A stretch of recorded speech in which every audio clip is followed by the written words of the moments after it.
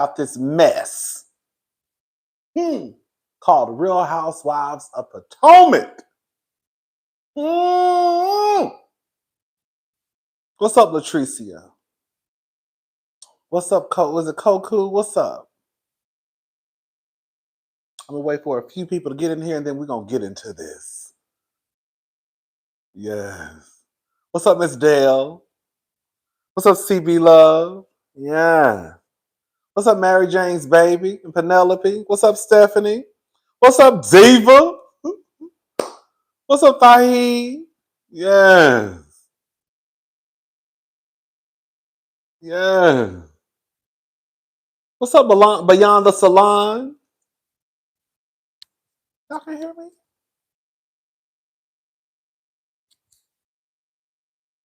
Y'all can hear me? Can y'all hear me? Somebody just said there's no sound. Can y'all hear me? Girl. Yes. Oh, okay. We can hear. Okay. Okay. I was about to say. Yeah. Okay, the mic is on, baby. The mic is it recording? Shout out to T.S. Madison. Okay. Girl. Oh, come on, Super Chat. Yeah. Let me read the Super Chat. Ready? Are you ready? What's going on? Shout out to Nene Leaks.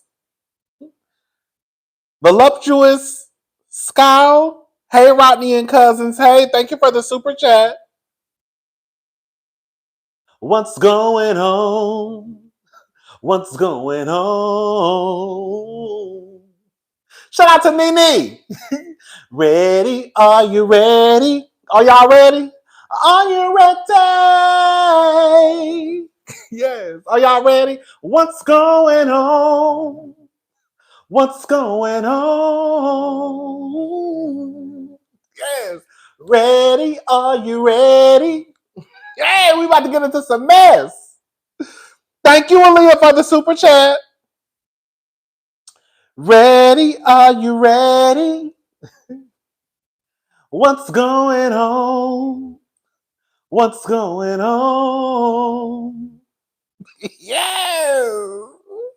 Come on, baby. Yes. What's going on, baby? Mm-hmm. Girl, listen. You know,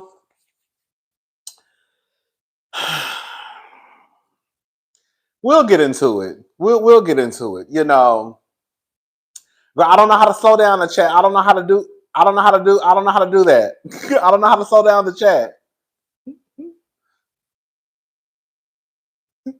Thank you, Ali. Gabor is done. Shout out to Gabor. Shout out to Andrew Gabor, y'all. Gabor is done. Now it's time for Rodney's version of events, okay? You know, we all got our own version. Hello? Shout out to Gabor.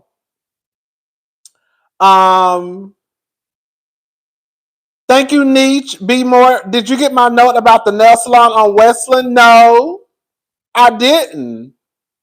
But thank you for the super chat. Thank you, Latricia. Come on, cousin. You better sing, okay? All right, y'all. All right. Oh, here we go. We're about to get into it. Thank you, Vo Stevenson.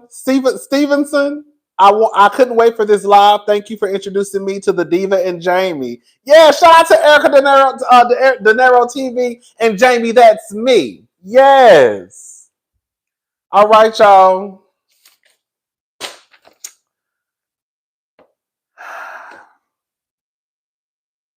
Girl, let's take a sip. Before we get started, if you got to look cocky, let's take a little sip of our cocky, okay? We about to get into some mess, okay? It's gonna be some wig shifting, some wig pulling, and some scalping done tonight. Okay? I might not need this quiet as it's kept. Thank you, Britt. Love your interview last week. Run your mouth. Thank you so much. Let's take a sip, y'all. This is a little tequila. This is a little tequila.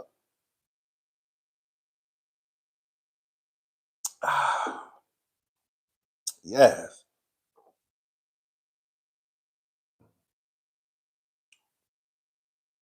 Thank you, Nashina. I completed my first merch order tonight. Love your channel, Rodney. Thank you so much for the support. All right, y'all. Let's go ahead and get into this mess. Y'all ready? We got 749 people, 61 people in the room. Can y'all please do me a huge favor and like the video?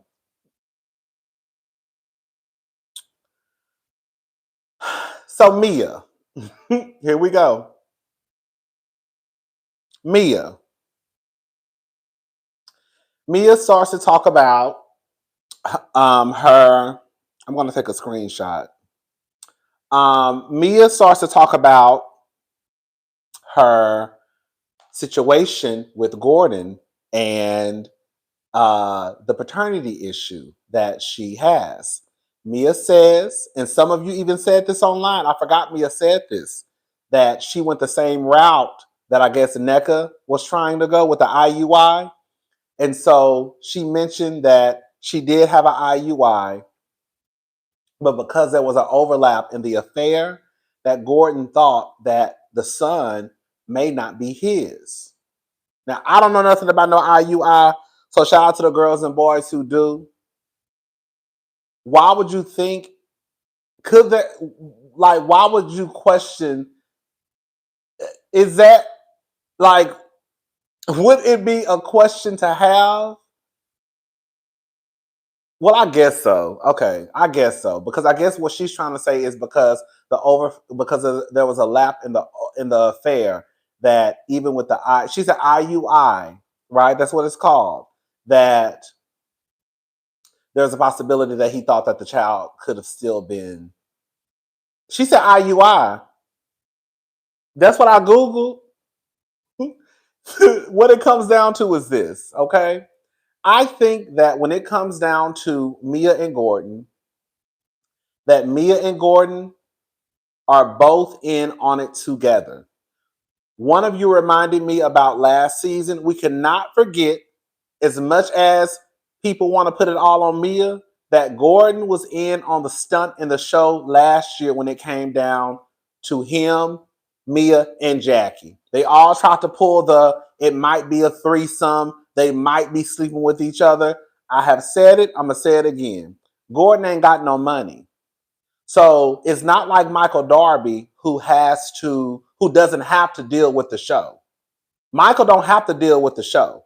Michael had money before the show. He got money now. He gonna have money after the show. So Michael don't have to film. Gordon is broke. So if Gordon feels that he has to get on board with Mia to make sure that this storyline keeps going, then that's what Gordon is gonna have. That's what Gordon is gonna do. The thing with Mia is we never know when the heifer is lying or not. That's the most frustrating thing when it comes to Mia. Like, while it can be entertaining, I still don't have time to be trying to figure out whether it feels like with Mia, like I'm in biology class, and I was not good when it came to biology. Okay. Any of it. Okay. Girl, chemistry, whatever. I feel like Mia is the type of person you have to question 4 or 5 times because you don't know if she's lying. Mia is the type of person where you have to ask her the same question 3 different ways to see if she give you the same answer, because you don't know if she lying or not. Girl, let me read the super chats. No, can I meet you? Thank you so much, Rod. I must know how old are we of a certain age? Hello, thank you for the super chat, cousin. You was looking good last night. Thank you, Patience, for the super chat. Michelle Johnson, thank you. It's an edible kind of night. Shout out to the edibles. You on that happy Eddie, baby? Girl, as quiet as it's kept. That's what Candace looked like she was on this whole reunion. Candace, I got some questions for you, girl. Okay, and I'm gonna need some answers real fast. Thank you, Nicole. Like Monique said, that requires a sip. Okay? That requires a sip, baby. Thank you, Ali. I was feeling like a rich black woman this weekend at the Mediterranean Oriental this weekend in NYC. I want to get me a shirt. Thank you for the support. Ain't nothing better feeling like a rich black woman. Okay. Okay. All right. Karen. Didn't I tell y'all Karen be lying? I told y'all. Now, see, this is the thing. I watched the episode on Bravo, and then I went back and I watched the reunion on Peacock. You know, Peacock, they're going to give you an extended version and it's also uncensored. Karen be lying. Karen lied so quick. Let me tell y'all what Karen be lying about. Because, you know, at one point, you know, before I became a Ladom, the girls tried to tussle with me in the comment section and act like Karen don't be lying. So Andy brings up that Karen called Mia a Jezebel on Watch What Happens Live. Just Karen says, no, I didn't. You were reading something from a guest. Karen then proceeds to say that on Watch What Happens Live, she said, a hoe knows a hoe. Karen, that don't make no sense because you were pretty much calling yourself a hoe. And then Mia said, see, you're calling yourself a hoe. And then Karen said, no, I was calling you a hoe. Karen. Hello? Karen, you just said that you didn't call that girl no hoe on Watch What Happens Live. And that was a guest and a question. But then, girl, literally 3.7 seconds later, you say, no, I was calling you a hoe. But you just said that you ain't call her no hoe. And that's what I be talking about when we say that Karen be lying. Karen lies don't really affect anybody, but it still doesn't take away from the fact that Karen will lie, girl, just like that. She will lie just that quick. I think Karen be trying to be quick with it sometimes. And sometimes I don't think she realizes the stuff that she says. Like, even when you say a hoe knows a hoe, you're calling yourself. What's the word for the night? Girl, what's the word for the night? Girl, what's the word for the night? I don't think Karen realizes that when she's speaking, like when you say a hoe knows a hoe, you calling yourself a hoe. Girl.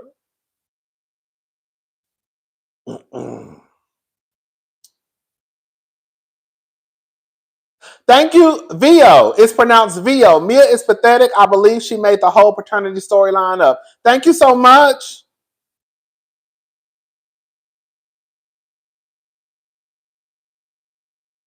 What's up, Andrew Gabor? Shout out to Gabor, y'all. Hey, Rodney. Mia says she noticed G had money problems a year after marrying him, but she still got an IUI in order not one but two babies. What part of the whole game is that? I know that's right. We still got some more questions for Miss Mia and G. No, I can't meet you. You didn't say your age, but after the coach and Dooney Burke come I feel like we're the same age. Baby, we the same age. Hello? We the same age. Now listen. So Mia.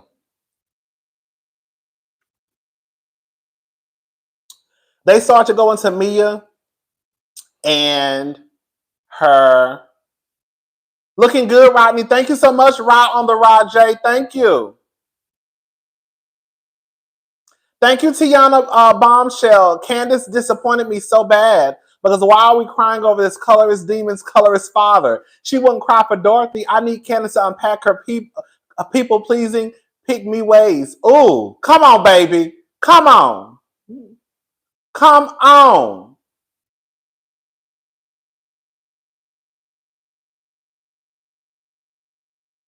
Okay.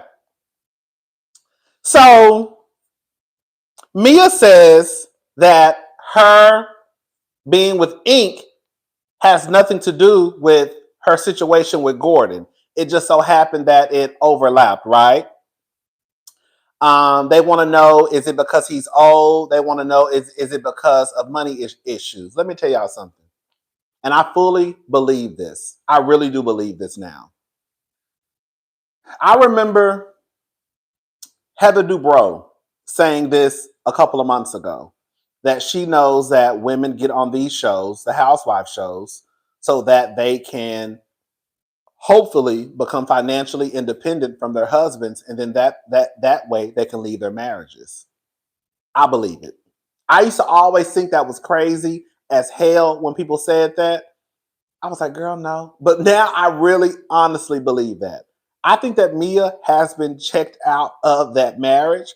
I think that Mia, girl, wanted, as much as Mia tried to act like she was a boss, she was a boss, she was a boss, she was a boss. Girl, you ain't too much of a boss. Now if they come and snatching your shit up like the way they doing. Okay? Mia ain't the boss that she tried to get us to believe, because if you was a boss and you owned all these franchises, if you the real true owner, ain't nobody snatching up shit that you own. Okay? That's just 1, 2, and 3. Okay? So I think that Mia got on this show because she really did have plans to leave G. I do believe it. I believe it. I believe it. I absolutely believe it. Now let me just tell come on, make it make sense. Let me just tell Robin Dixon one thing. I don't know if y'all noticed, but Robin Dixon had at least 4 or 5 questions this reunion. But she will be the main one who will act as if she does not demand information from people. Now, this is the problem that we run into with Candace and Robin and the whole demand stuff. I wouldn't say that Robin demands, right? Because now we're playing this game of semantics. It's the wording that Candace uses, right? So, like last week when she was having the conversation about Jazelle, she said, "You said he forced you." Jazelle didn't say forced; she said made. So now we get into this argument over what word you actually said. So now we have Robin who is asking these questions to Mia about, oh, is it because he's old? And at one point, Robin also asks Mia, can you explain to us about the living situation? So while you might not be demanding information from these people, Robin, you still feel as though you're entitled to this information. So we can play this game all day long, but the truth of the matter is, Robin, you do want to know this information. Again, you're not demanding the information, but you have a lot of questions for Robin and Wandering Dixon. I got something for y'all. Okay. Anyways, Mia says that Gordon drained her accounts, and she woke up one day and her money be all gone. Now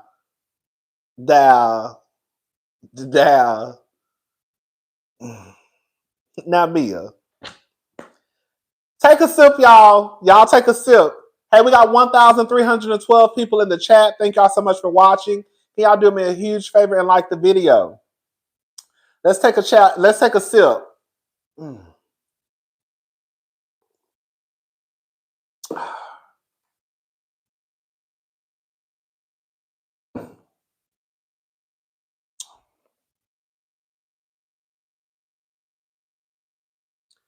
Mia starts to go into the inheritance that she received. And she says that when she got into the relationship with Gordon, she had more money than Gordon because unfortunately, but fortunately for her, she had 3 grandparents who died. That's the unfortunate part. But the fortunate part is that they left her cash.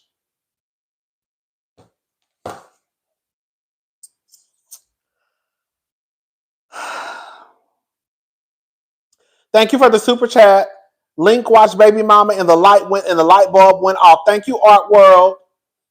Mia, I'm sorry. Let me just say something. I don't think for 1 second that Mia was a stripper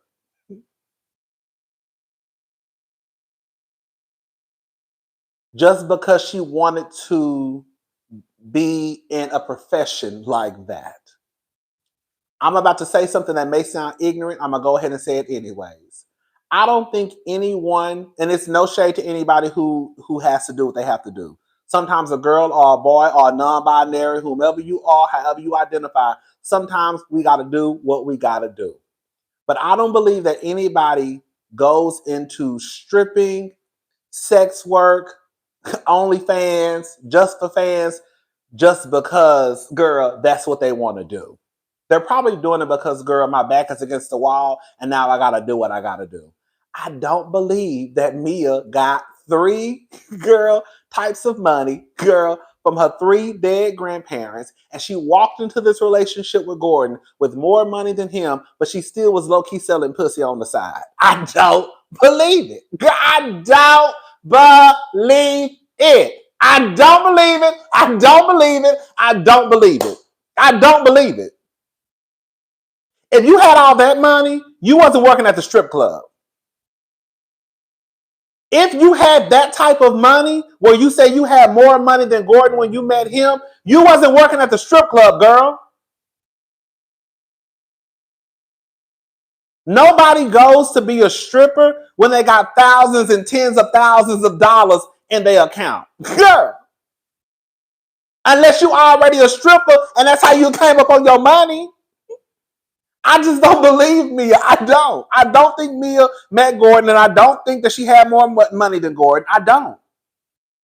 Gordon was out here handing $10,000 out. She said just for conversation. Didn't Mia say that? Didn't Mia say that Gordon gave her 10 stacks? Thank you, peace to Mateo. Gordon like Sloppy Joes for Mia, aka Sloppy Second. Girl, didn't Mia say that? Mia said that Gordon gave her 10 racks for conversation. I don't give a damn who you are. To give somebody $10,000, that's a lot of money. That's a lot of money. So if Gordon was handing out $10,000, he had to have a decent amount in his account. Now, Mia also said that when she got with him, he was, I guess, borderline bankrupt and was spending a whole bunch of, I don't know if I can believe Mia, baby. I'm sorry, Mia. Mia, girl, you all right with me, but girl, I don't know if I can believe you.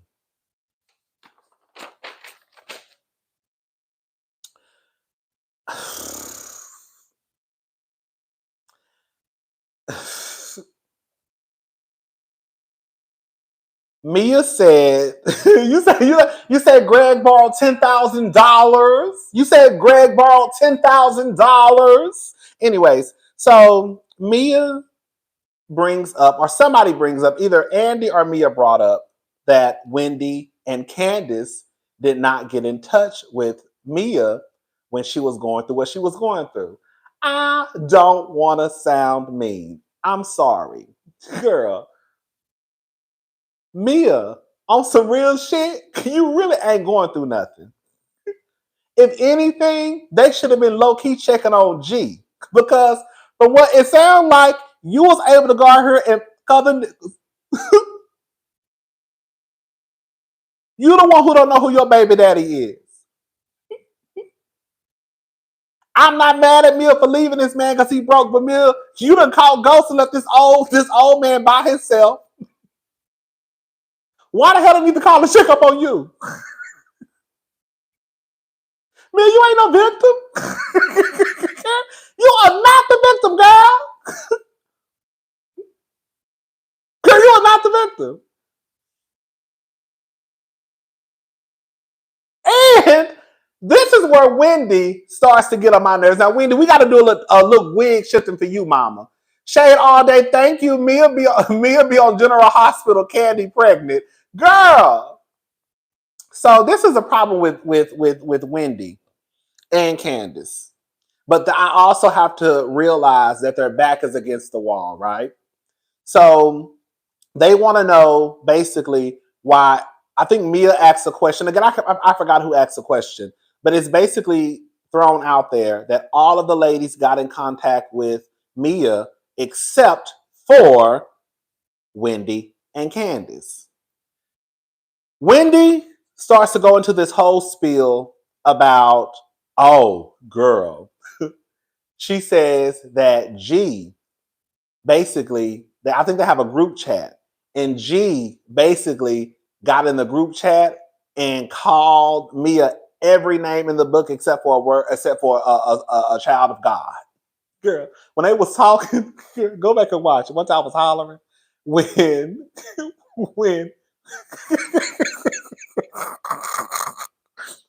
Wendy was like, when Wendy was talking, Wendy was like, it was vicious. Candace was like, it was. It was horrible. Here go Candace. It was a mess.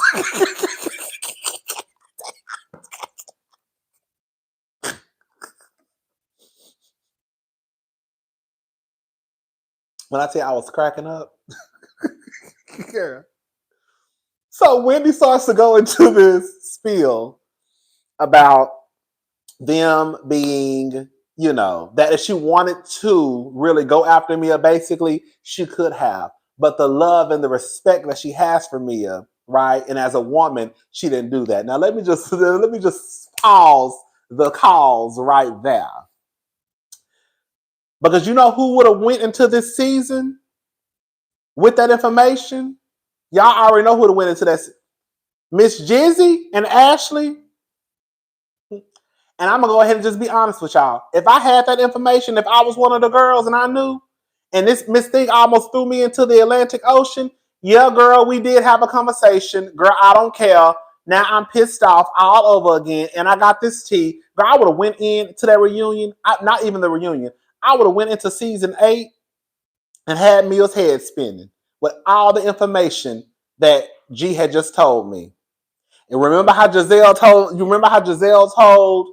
Karen, I'm gonna tell your drunk truth. I'm gonna tell your real truth. Girl, I would have been just like that, dropping bits, crumbs each episode, wearing me out.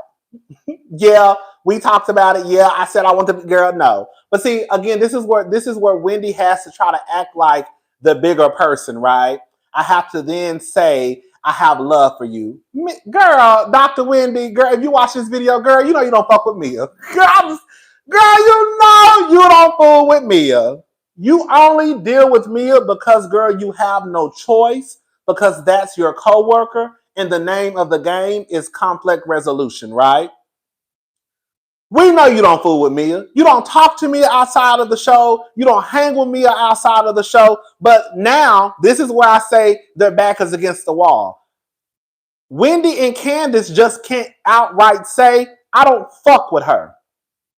Candace can't say, I don't fuck with her because she lied on my husband last season. Candace got to sit there and be like, you know what? I should have called. I didn't. Right? Wendy has to also say, you know what? I have love for you. No, girl. Y'all should have just stood in y'all shit and said, the reason why I didn't call you is because I got pissed off all over again. I think about it sometimes. And I thought about when you tried to throw me into the Atlantic Ocean. And Candace should have said, I didn't call because I thought about when you was out here lying on my husband. And so I said, that's what your ass get. That's how they should have handled that. That's what I would have said. I thought about it. And after I thought about how you lied on my husband, I said, that's what your ass get. That's what happened. And Wendy should have said, yeah, I knew I said I was over it. But after I thought about it, I said, that's what your ass got to. Girl, period.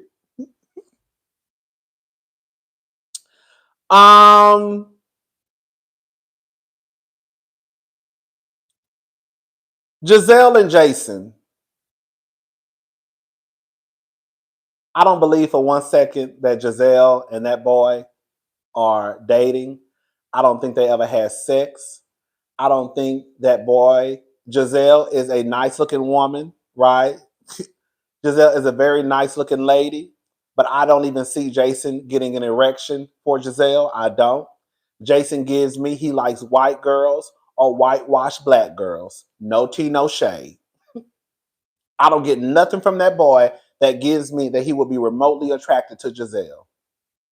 And it's no shade to Jazelle. It ain't no different than how I felt about Martell being attracted to Sheree. I think Sheree is a gorgeous woman with a banging body, but Martell's type is not Sheree.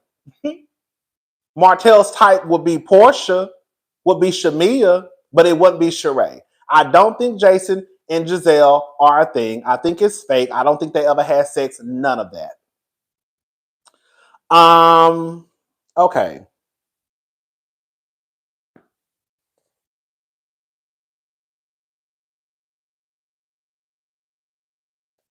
Jazelle says, before we even get started, let me just address this. You said I called your mother evil while she was in the hospital. And that's a lie. Now, you know I like to be fair on my channel. I don't remember Jazelle calling Wendy's mother evil while she was in the hospital. I don't at all. Jazelle tried to switch it up and put the focus on her calling her mother evil while she was in the hospital. But the fact still remains, you talked about that girl's mother. You called her mother evil, which you never denied. And you also tried to bring Jamal into the conversation to bring an extra layer to the conversation because Jamal is a pastor and all that stuff, right? Like I said, I don't remember her calling the mother evil, but it still doesn't take away from the fact that you did call the woman evil. Jazelle was trying to say that I didn't call her mother evil while she was in the hospital. You still called her mother evil. What Wendy should have said was, you know what, that's fine. But since we're talking about parents, let me just go ahead and say this. The same way you think that my mother is evil, I could say that your father is evil when he referred to Barbara Jordan as Ain't Your Mama. Now, I guarantee you, if Wendy would have fucked around and said some shit like that, girl, everybody's head would have started spinning, and girl, they would have had to shut the whole goddamn reunion down. Because the fact remains that if we're going to talk about people, mamas, and daddies, dead or alive, we're going to talk about people, mamas, and daddies. If we're not going to talk about people, mamas, and daddies, we're not going to talk about people, mamas, and daddies. And that's just what it is. But as I have already told y'all, people try and pretend as if the mothers and fathers are off limits. They are not. People try and pretend that kids are off limits. They are not. They talk about the kids. They try and pretend that the husbands are off limits. They are not. They talk about the husbands. So if we are going to go down this road of talking about folks' parents, then girl, let's talk about the parents. That's why I can never do reality TV. Because, baby, the way y'all will have horns in the back of my head, I'm not playing this game with none of these punks on this stage. Do you hear me? None of them. Thank you, PizZL. Thank you, Rodney. Speak on it. I'm trying to speak on it. Girl, you want to talk about the husbands? Okay, let's talk about the husbands.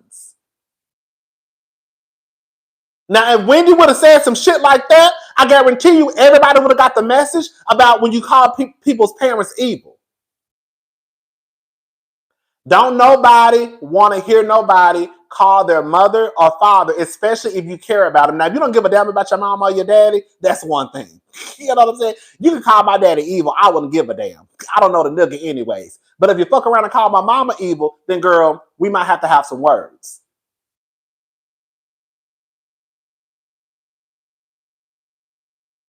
It ain't even about you calling the woman evil, whether if she was in a hospital. You still call the woman evil. And I think that's where Wendy should have focused on. Right now, you don't have to focus on the hospital stuff. You should have just went in straight on some, you called my mama evil. And then you tried to get with your philandering ex-husband who was fucking bitches all in the goddamn church to try to bring an extra layer to it of why my mother is this horrible person. Oh, you don't want to play around nothing like that, Jazelle.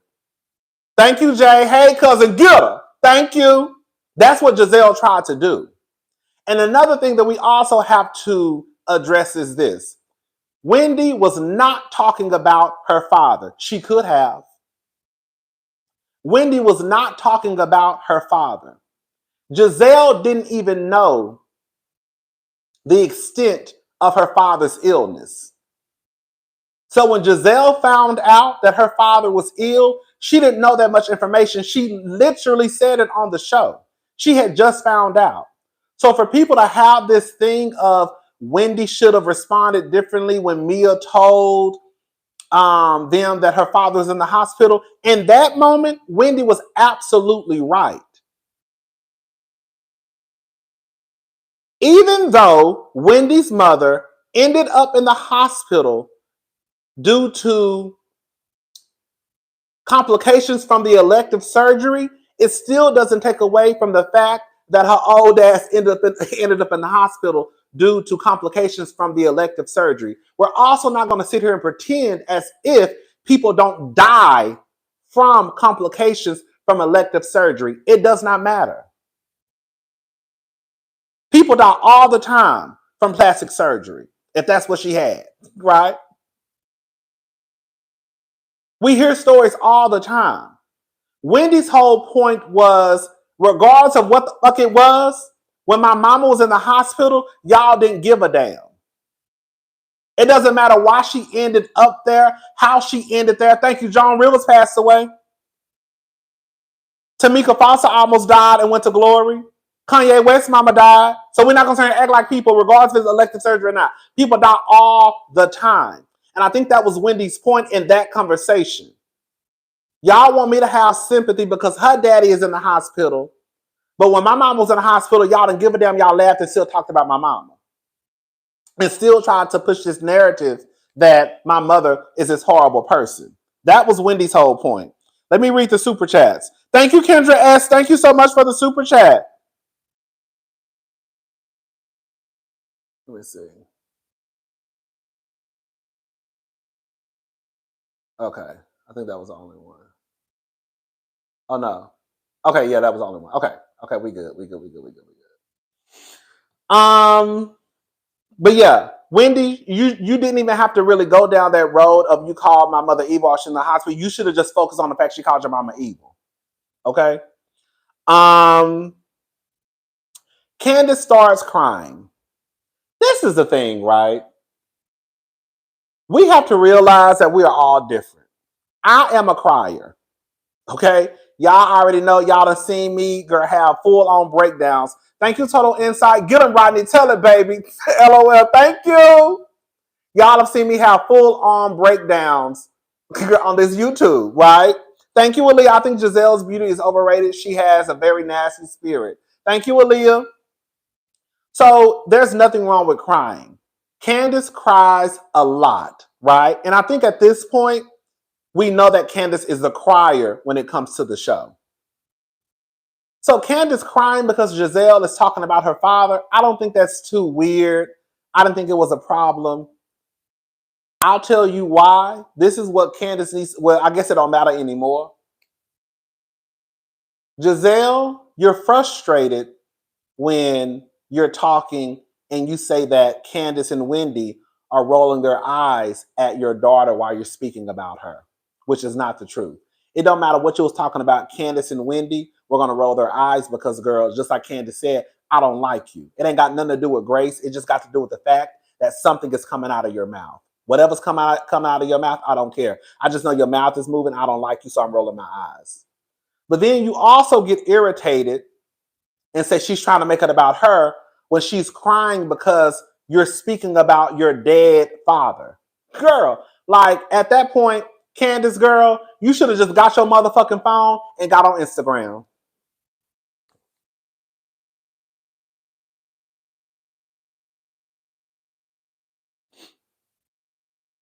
Girl, she done talking. Now, if she would have pulled the stunt in a show like that, they would have said she was being disrespectful. Girl, I don't know what you want from me. I'm just going to get on Instagram, and when she done talking, y'all just let me know, okay? All right. Thank you, Paralegally Exhausted. Production and Andy has Wendy gun shy. She won't even read these ladies anymore, and we know she can. Girl, I'm telling y'all, we about to get into it.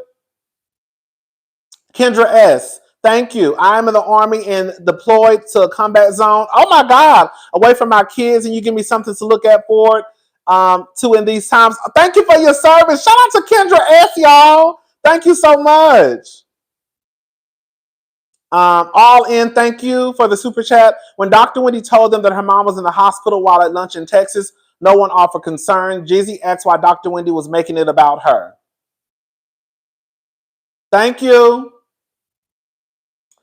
You know what I do think? Let me just take a break from my notes for a quick second. You know what I do think? Shout out to the people in the room. We have 1,718 people in the super chat. In the room tonight. Thank y'all so much for supporting. Can y'all do me a huge favor and like the video? So listen to this. This is what I believe. and I'm going to stand on it.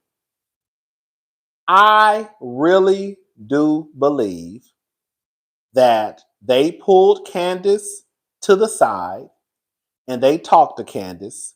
And I really do believe that they told Candace that, girl, you cannot do all that carrying on. There is no way that anybody is going to get me to believe that Candace, who could really reach down in her soul and cuss the dog shit out of Robin and Jazelle, she didn't have no smoke for them. I really think they told her, girl, you're going to have to hush. And I think she's just kind of taking it on the chin. Because we've seen Candace give them that work. Yeah, we know she can give them that work. So I think for me and for some other people, we're kind of just confused on Miss Girl, what's the tea? Because the times that you should have been wrapping them up, that was this time. But girl, you kind of just like, oh, okay. Oh, okay. Girl, what? Girl, what? That's all you gonna say? That's all you got. All you got is okay. Girl.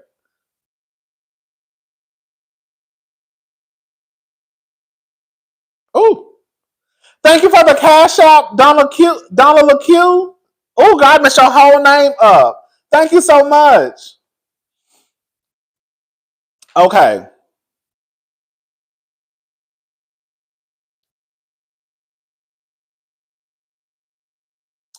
So, Andy, here go Andy. Andy, I'm sick of you too. Because, Andy, you like to play this game. We're going to have to just call a thing a thing. I'm sick of Andy. I'm sick of production. Production, y'all be telling bold-faced lies. At this point, on some real shit, they don't even try and cover up that they're trying to protect Jazelle. It's just in our faces. Candace has taken accountability and apologized, part one and part two, at least about 8 to 10 times. Either she's taking accountability or apologizing. We have yet to hear Jazelle apologize. Everybody is waiting for an apology from Candace and Wendy. I think it's so fucking weird. So here goes Andy. Basically, he says when Jazelle was talking about being afraid for Grace and Wendy and Candace, basically, I forgot his exact words, but he tried to make it seem as though Jazelle was concerned for Grace's safety while going to Florida, and Wendy and Candace were rolling their eyes. He posed that question to Karen. And Karen basically says that she's not responsible for Candace and Wendy, and they all make faces when everybody talks, which is the God honest truth. They all make faces when people talk. Thank you, Wendigo. Love you, Rodney. New to the channel. Thank you so. Oh, is that Wendy? Yes. Come on, Wendy's. Thank you, new to the channel. Thank you so much for the support. Honey Pooh, you giving Big Sister Green eyes of work. Love it. Thank you, Honey Pooh. Just a little light tug. I ain't gonna go too much, you know. I'm gonna let the real girls. I'm gonna let the real girls do the real work. I'm just gonna give a light tug. I'm just gonna give a slight little tug. I'm gonna wait for the real girl to get into her ass. Okay. Anyways, so Karen starts to say that she's not responsible for Candace and Wendy, and that Jazelle has been sleeping with an executive at Bravo. Thank you, Brussels Sprouts. Girl, that's what I heard. That's what I heard allegedly. That's exactly what I heard. Let me shut up. Anyways, and then Jazelle starts to tries to cut off Karen in the middle of her sentence. And Karen basically is like, girl, he asked me a question. And so Candace starts to speak. Girl, when I tell you, I was in this living room screaming at the top of my lungs. Karen thought that Candace, yet again, was about to take responsibility, apologize. The way Candace started, it did sound like that. So Candace says, I regret greatly. Here go Karen Good. Girl, them lips. I think Karen had just got her whole face done before that reunion because I don't think Karen is used to her new face. She's making too many facial expressions. I don't think she's used to her face. So Candace says, I regret greatly. And here go Karen Good. Good. That Jazelle would try and weaponize her daughters against us. Girl, when I see Karen was looking like this,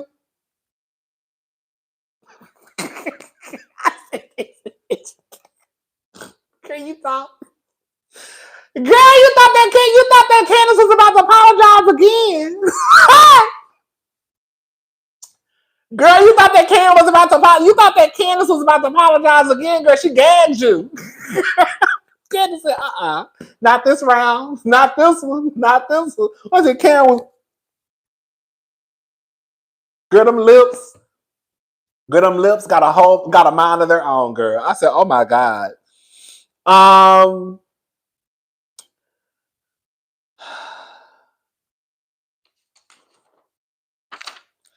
Dr. Wendy brings up how she brought up in conversation that is Grace going to pledge AKA?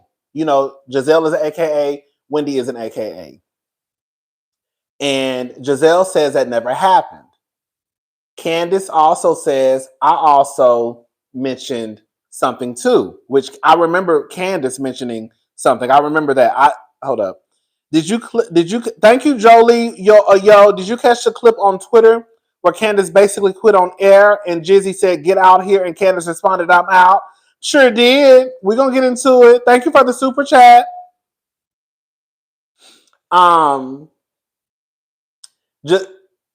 Wendy was basically like, I did say that. And Jazelle was like, no, you didn't. Let me tell y'all something. I definitely believe that Wendy said it.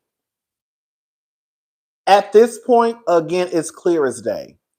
They're not going to show any footage that shows Jazelle is in the wrong. The only reason why they even showed Jazelle saying that Chris made her go into the bedroom and made her close the door was because Karen jumped in it. Go back and watch. Candace was literally sitting there like, am I crazy? Am I crazy? Like she said that. The only reason why they played it was because Candace jumped in. I mean, when Karen jumped in and said, are you talking about when she said in her interview that she made him go? And then she said, yes. That's the only reason why they played that clip. Because at that point, Karen jumped in.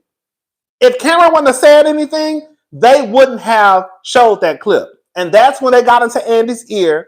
And Andy said, production is saying that you said it. They're not going to show any clip that shows that Jazelle is telling a lie. Jazelle sat there last week and called Candace all types of lies. Girl, you lying. I didn't say that. That's a lie. That's a lie. That's a lie. You said it. Girl, you literally said he made me go into the bedroom. Girl. And you were going to keep saying that it was a lie. Until Karen jumped in and production had no choice but to show the clip. So here we go this week. Them saying that Jazelle said something. Now all of a sudden they ain't got the clip. This is some crazy shit. This is some crazy shit. This is some crazy shit. If this is not a clear indication that they do not see it for Wendy and Candace, then I don't know what is. It's clear as day. They don't see it for Wendy and Candace. They just don't. They just don't.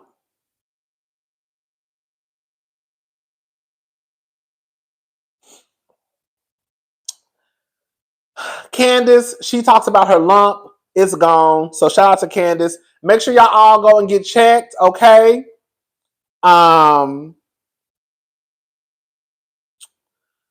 Michael's lawsuit was dismissed. Aunt Dot. Shout out to Aunt Dorothy. the real rich black woman. Yes, ma'am. Thank you, Total Insight. Oh, hold up. Let me read it from here. See, it's better when I read the super chats from here because my fingers sometimes, I think one time I accidentally put somebody in timeout. Andy and production are allowing Jazelle white privilege because of her white proximity. To control Jazelle is to offend their own privilege and to offend their larger Bravo audience, white folk. Ooh.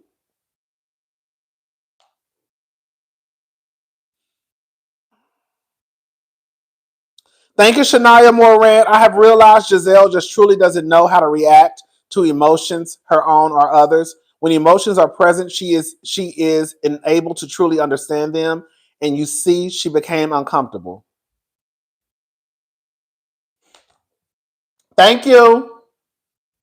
So a part of me does believe that Ashley didn't know the ins and outs of the lawsuit. A part of me does believe it. Because Ashley does not give me that if she had something over Candace, she would not use it. So a part of me, and I'm not saying that just because I like, I got a little soft spot for that big forehead heifer. But I'm not saying that just because, I like Ashley a little bit. But I do believe that if she knew some information, I feel like she would use it against Candace. But then a part of me also believes that if Michael told her not to say shit, then I also feel like she wouldn't say anything. So I don't know. This is what I think. Now, we all got our own conspiracy theories. We all think what we think. This is what I think. And I really do believe this. Okay.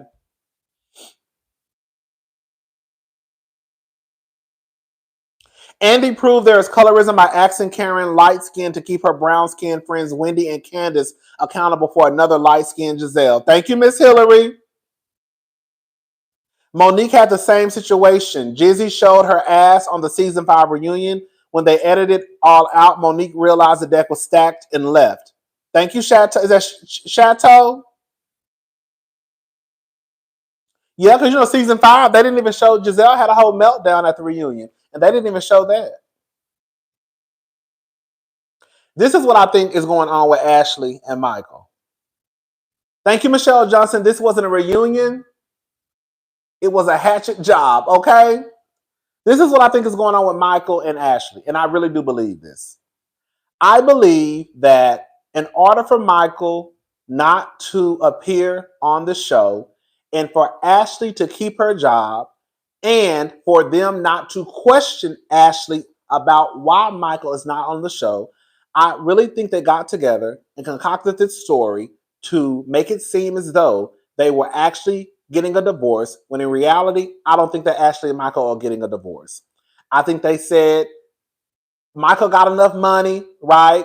We'll go ahead and move. We'll go ahead and just move you to this home in Alexandria, Virginia, wherever she lives, right? And I think that Michael ended up suing Candace because he thought he was going to win that $2 million. And I really do think that he was going to put that $2 million and pay that house off.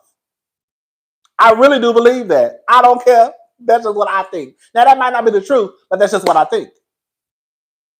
I do. I don't think they're getting a divorce. I don't think Ashley's getting a divorce. I think she just did that so Michael doesn't have to appear on the show. And then she doesn't have to worry about production or NBC or whomever it is asking questions about why Michael is not on the show.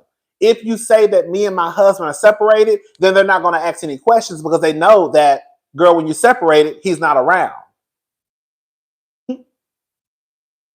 I really do believe that. I don't think Michael and Ashley are getting no goddamn divorce. I don't.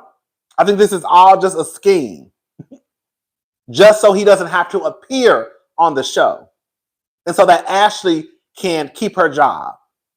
But Michael don't really give a damn. Michael don't need the show.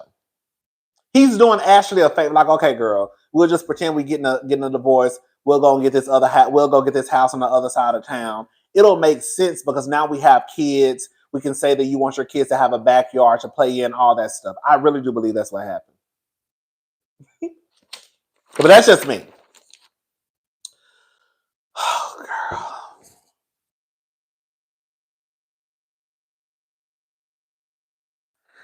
Girl, they bring up season 5 fight night. I said, oh, girl.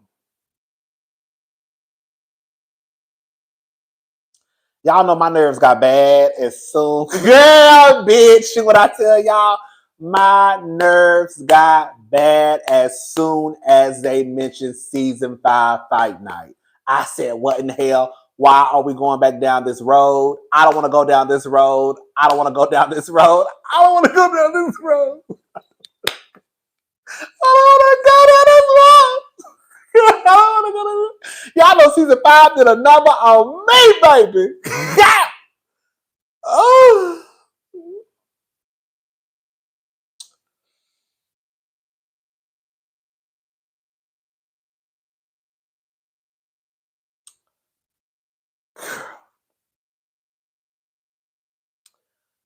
So Jazelle brings up that she supported Candace the most out of everybody in season 5. Now here I go with my own little, this is my own little theory, right? This is just what I believe. It doesn't make it the truth. Thank you, Nisha D. Thanks for always giving an intellectual, thought-provoking, well-rounded reviews. You're the best to do it. Thank you so much. That made me feel all good on the inside. Yes. Thank you, Liberia Rose. I don't think Michael is allowed on set or the crew anymore. He cut the absolute fool on the last season finale he was on, and he is a predator. I think the crew has had enough. Thank you. Can I just say something? Because the conversation is starting to happen on social media, and so I just want to give my little take. This is what I believe happened, and why Jazelle needs to stop saying that she supported Candace, because she did not. Okay? We ain't got to go through the whole fight with Monique and Candace. We ain't got to go through that. But for Jazelle, you were not supporting Candace. You did not like Monique. Okay? Candace was the intended target for season 5. Y'all all had it down. Candace was going to be iced out. Monique fucked up when she put her hands on Candace. And that was your green light to go ahead and do whatever you needed to do to try and get Monique out of the friend group. So Jazelle pulled every white woman card that she could think of. I want no parts of this. I'm going to come around with security, right? They even attacked that lady's motherhood. When I say that, I'm talking about her and Robin. They went down, they checked off every box. So at that point, Candace was no longer the intended target. It was now, girl, the green eyes are set on this heifer. Because quiet as it's kept, I ain't like you since you brought your ass into the friend group anyways. Because the truth of the matter is, in Jazelle's head, she wanted the show to be all light-skinned women. She already said it, okay? And you fucking up the aesthetic of what I had in my head that this friend group was supposed to be. So your ass can go. And now you are here fighting, your ass can definitely go. Okay? So I think Candace then, at that point on the show, I think that she took that as Jazelle was supporting her. No, she was not. She didn't like Monique. She didn't like Monique. It didn't have nothing to do with supporting you, because Miss Thing, you were the intended target for season 5. Again, it just so happened that Monique fucked up the plans and put her hands on you. And because in Jazelle's hat, she had bigger fish to fry, she went ahead and got Monique off the goddamn island. And she did whatever she could do to make sure Monique was uncomfortable and was going to want to quit.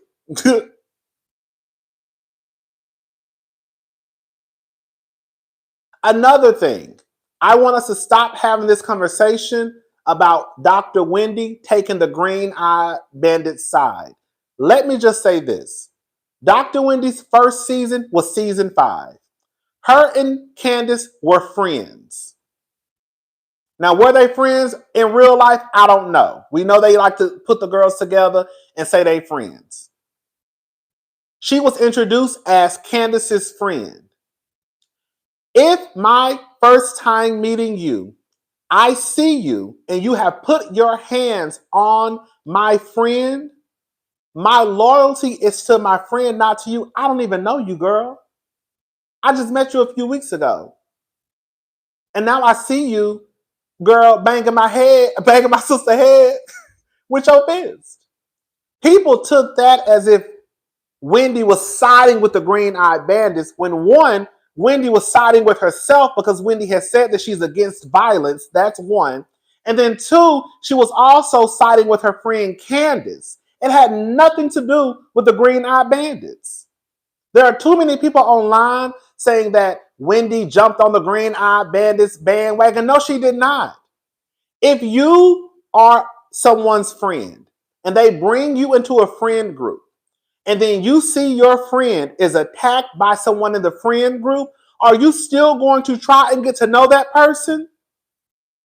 Let's just call a thing a thing. If you were brought into a friend circle and someone attacked your friend, would you still then try and get to know the person that attacked your friend? Come on, y'all. We're not going to play this game. Because at that point, it's like, girl, I don't even fucking know you anyways. And you ghetto as hell. You fighting on the goddamn show. Girl, I don't need to know you. Girl, you're not my friend. This is my friend. I don't need to know you. I don't need to get to know you after today. Girl. So I think a lot of people had that whole season 5, especially with Wendy, all kind of fucked up. And Jazelle, you were not in supportive of Candace. You just did not like Monique. Okay? And I think that Candace thought that you were in support of her, but she finally, the light bulbs finally came on, and she realized, oh, she really didn't fuck with me anyways.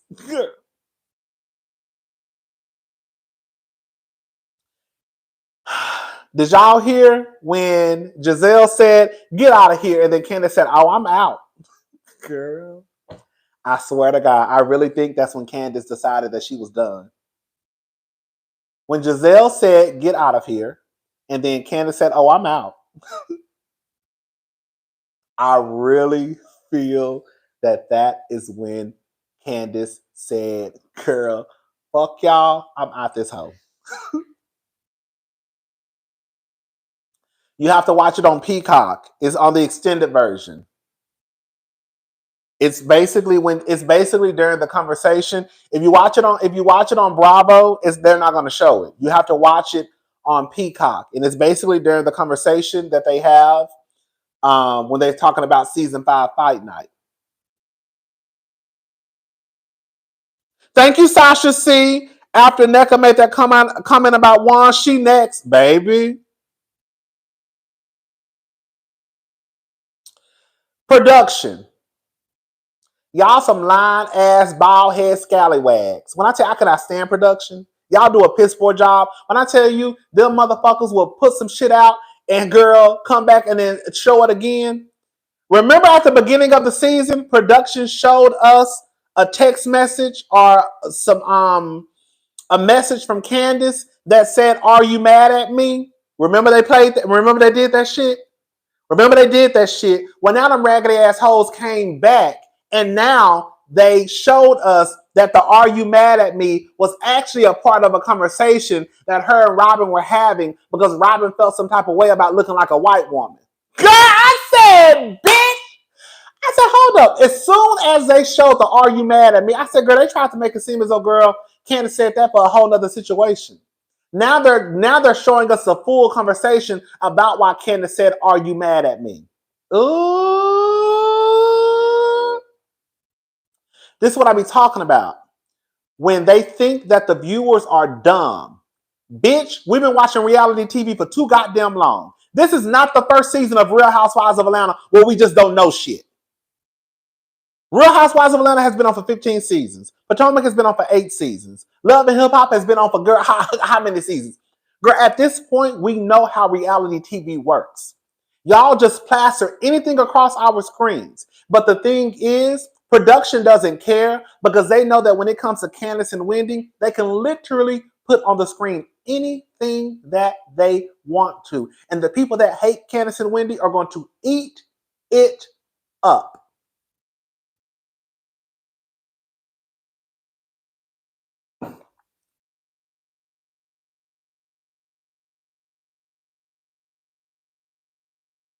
Just like I used an example, and I'm going to use it again now.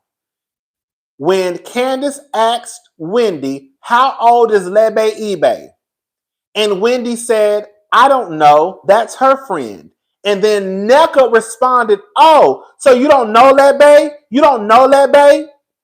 Knowing that wasn't even the question. And then production played a clip of Lebe eBay at Wendy's daughter's sipping or / birthday party, whatever it was. And the people who hate Wendy swore up and down that Wendy had lied about knowing Lebe, when that wasn't even the fucking question at hand. The exact question that Candace asked her was, how old is Lebe? And because Neka said, oh, you don't know Lebe, you don't know Lebe, they just took it and ran with it. Girl, that's not even what the fucking question was.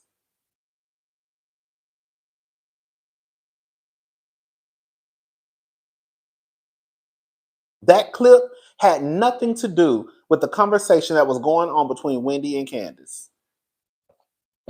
Sick of these motherfuckers. Thank you, Total Insight, just for calling out production. Yes, get them, baby. I'm sick of them hoes. They make me sick. Girl, I'm not the smartest person. Girl, I'm not no Portia either. But girl, I'm too smart. Girl, y'all ain't gonna pull no fasting over me. I've been watching reality TV for a very long time. And when it comes to shit like this, I pay attention because one, girl, I like to pay attention to detail. Two, bitch, it's my job. Three, when I get down here, I like to know what I'm talking about. Now, sometimes I might get it wrong because I forgot some shit. You know, sometimes a bitch fuck up. You know what I'm saying? Sometimes I fuck up sometimes. You know what I'm saying? Yeah, it be a lot going on up here. So sometimes I might get it wrong for real. But girl, for the most part, girl, I like to pay attention. Because when I come down here and I tell the people what the fuck is going on, I like to know exactly, girl, that shit happened. That didn't happen. What the fuck is y'all watching? Yeah.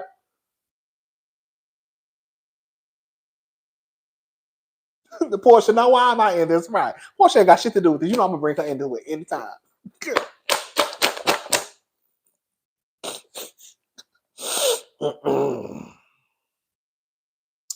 So, girl, I really don't want to have this conversation about colorism because at this point, it's like beating a dead horse.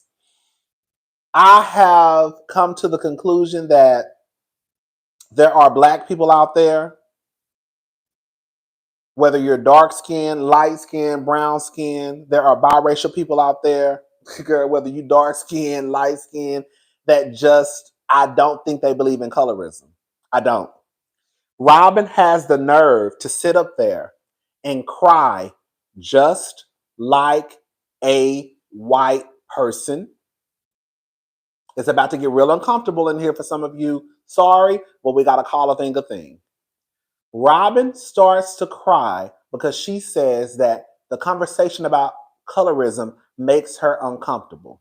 When I tell you that is the same exact shit that non-black people say when we start having conversations about racism, they get uncomfortable.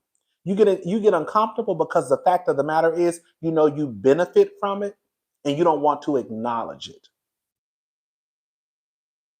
And for lighter skinned black people, you benefit from colorism. You don't want to acknowledge that you benefit from colorism because you think that it takes away from your experience as a black person. But the fact of the matter is, the privilege comes in because Neka, Wendy, and Candace will be field niggas. Jazelle, Robin, Karen, Mia, and Ashley would be house niggas. Now, they will all be niggas at the end of the day, but the privilege comes in because your skin is lighter than theirs. So we can sit here and try and act like that shit ain't happened, that it's not real, Y'all are living in Delulu land. Colorism exists. I don't give a fuck what anybody has to say. And it's going to be what it's going to be.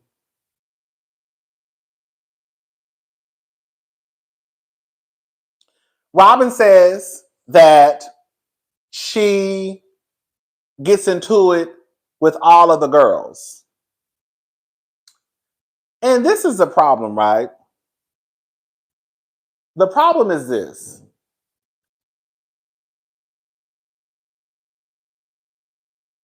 And this is, girl, let me, hold up. I'm getting ahead of myself. I had to get that off my chest. I wanted that shit to come from I wanted everybody to realize what the fuck I was saying. So it won't be no room for interpretation, okay?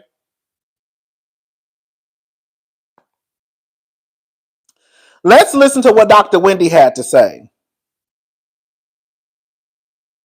If this was a black and white conversation, it's almost equivalent to someone saying, man, I'm so hurt that you called me a racist. But when is the conversation ever going to shift to say, it's not. Why did you think or believe that to be true for me to be a racist? Does that make sense? Yeah. Because if you're not going to talk about why they believe this phenomenon exists, then let's not talk about the phenomenon itself. At all. Guys, there's no better group of black women on the Bravo network to talk about that than us. No, actually, that's very incorrect. Because if you want to talk about colorism, then you need to have the range to talk about it. And a lot of people on this list, whether you want to admit it or not, do not have the range. And I will stop it there. What was the? If this was a Karen, not with your Dr. Wendy doesn't fit the aesthetic of the group ass. I'm about to say something. It's about to get real uncomfortable again for some of you. I'm sick and tired of people saying that because Candace is a dark-skinned woman, Wendy is a dark-skinned woman, that means that they must feel some type of way about their skin color and that they must be insecure. I said this on, shout out to Make It Make Sense. We had a panel last week with Jamie, that's me, Andrew Gabor. Oh, and of course, Make It Make Sense on his channel. And this is a part of the colorism conversation, right? Because y'all have the nerve to feel as though Wendy and Candace must be insecure about their skin color, right? But you never hear people say that Jazelle or Robin is insecure about theirs. You have Robin sitting her ass on stage damn near shaking because she says that the conversation makes her uncomfortable. You have Robin and Jazelle who have their blackness questioned. Wendy and Candace ain't got to take no motherfucking ancestry test to see how much black they got in them. That's your girl Robin. So as much as y'all want to push this narrative that Wendy and Candace must be insecure about their skin color and they don't like being black, no, baby, it's the Green Eyed Bandits. It's Miss Robin. Because Robin is the one who has to defend herself and say that she's a black woman. Wendy and Candace ain't got to do that. Wendy and Candace ain't got to take no motherfucking test to see where their ancestors come from. Hello? Anybody got nothing to say? It's always this push that because Wendy and Candace are dark, they must not like their skin color. Because why are they talking about colorism? They have to hate their skin color. But it's never that when it's the other girls.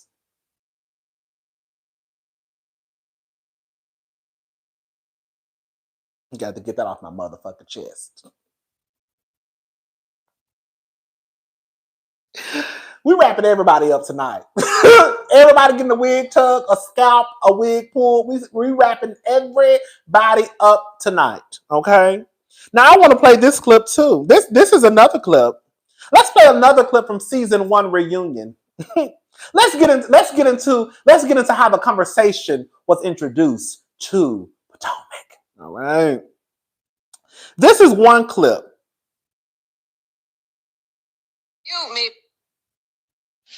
You maybe could get away with being Caucasian. I don't. Okay, because so I'm proud to say I'm black. Okay. All right. I want to ask Ashley your opinion. You're biracial. What was your reaction to all this? I was just really surprised because The two women who have the most European features seem to make the biggest deal of race. When most of us embrace our naturalness, for some reason, they don't. What? Coloring your hair blonde and straightening it is European. That is a very European thing. My hair has been black. Like, come on, Ashley, come harder, please. Yes. I don't have to come harder for anything. You're both sitting here with blonde hair. Nene Leakes and Mary J. Blige has blonde hair. Are they trying to be white? Come on. But they don't preach about being black all the time. They have to preach about it. Just let people live. Now, the whole blonde hair stuff, I don't agree with. But the fact of the matter is, Ashley still had a concept of what it meant to be close to white proximity. She knew, girl. They knew. So I want y'all to stop again with the whole with the whole Candace and Wendy introduced colorism and the conversations around black people to the show. Sweetie, that was all of season 1. Let's play another clip while we at it. Here's another one. Jazelle and Robin, why was it important that Katie define herself to you? No. And to find my children, which was No. what? My father was in the civil rights movement. So when we were little, we had the KKK burning sign in our yard on a weekly basis. My father had death threats every day. What they didn't show was that when we were at the baby naming ceremony for Katie, she made reference to the black side like it was demeaning.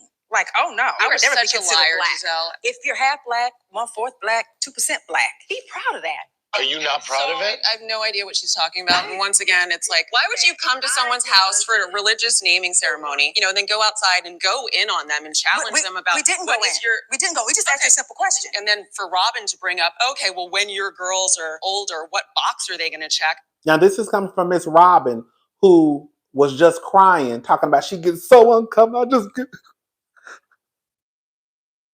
I just get so uncomfortable talking about color. Girl, y'all was questioning Katie's blackness the whole first goddamn season. I just get so uncomfortable. Do you really get uncomfortable? Do you really?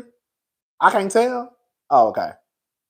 What the hell are you talking about? But Katie, Why did you even bring that up? Katie, you know that you said something wrong. That's why you sported the Jackson 5 afro. The Jackson 5 afro? Yes. You remember the Jazelle, afro that you had first of last all, month? you don't know my family. My mother is from Savannah, Georgia. Right. She lived in the segregated South, just like your family. You're not proud of that. This is so ignorant. I shouldn't even get myself upset about. Okay. Wow. Katie. Dumb and dumber. No, you know what? You better shut the hell up. I asked you a simple question. Why do I have to answer any of your questions, Robin? I don't care. Hold on, I want to hear from her. I want you to... Now this is Miss I don't demand anything from anybody. This is Miss Robin who says that she don't care about what's going on with other people. Now I just asked you a simple question. Girl, let me tell y'all something. Y'all thought I wasn't gonna come prepared. Let me tell y'all something. Y'all thought I wasn't going to be prepared tonight. I told y'all I was going to be on their asses. Didn't I say that? I told y'all, let's get ready to rumble. Girl, what Nene said? Ready? Are you ready? I asked y'all, was y'all ready? I told y'all we were scalping tonight. I told you we were scalping. We was tugging on wigs. We was leaving the boys and girls and non-binary bald-headed tonight. I told y'all y'all was in for a live tonight. I told y'all. Girl. Baby, I've been over here preparing for this live, baby. I was over here preparing for this live today. I said, baby, we wrapping the girls up on Monday night. We are. Understand what? That you're not biracial. Shut up! You know what? Y'all better get security here for real, because For what? What are you gonna do? Shut up! Now, mind you, that's Miss Robin, who been threatening to beat the girls up since season 1. Okay. But y'all got the nerve to call Wendy ferocious. Thank you, C. John. Let me read the super chat. Y'all got the nerve to call Wendy ferocious, but Robin been threatened to beat a bitch up since season 1.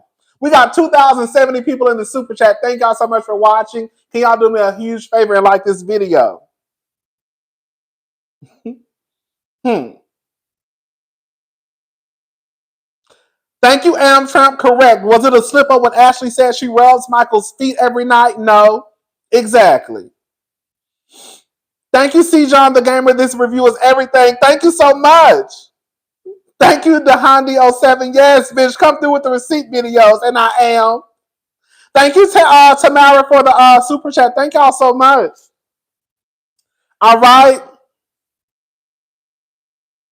Oh, here goes another one. Let's play another little clip that we have. You Let's listen to this. alluded to the fact that Jazelle and Robin must have white ancestors to look the way they do. Do you think that means they're not black? No. Now, mind you, now this is a gag, right? Y'all just didn't like the way that Candace said Jazelle was a white lady, but the truth of the matter is they've been saying that they've been saying that Jazelle and Robin are white ladies since the first season. Y'all just didn't like that when Candace said it to Miss Green Eyed Bandits, that she had that it came from her gut. Girl, like it came from that, it came from right there. She said it from right there, girl, and she bent over in her seat and she looked her dead at her face and she cussed her the fuck out. That's why y'all ain't like it. But the truth of the matter is, they've been saying it look like white ladies since the goddamn beginning of the goddamn show. They've been saying that Jazelle and Robin look like white ladies since the beginning of Potomac. Girl.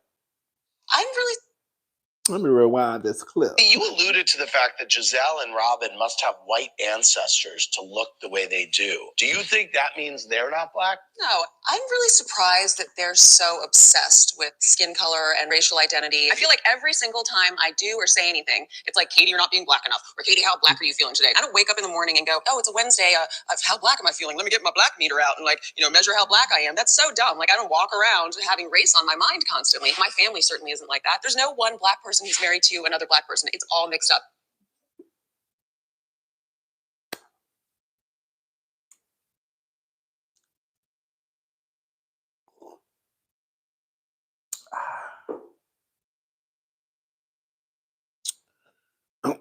I got one more clip I want to play.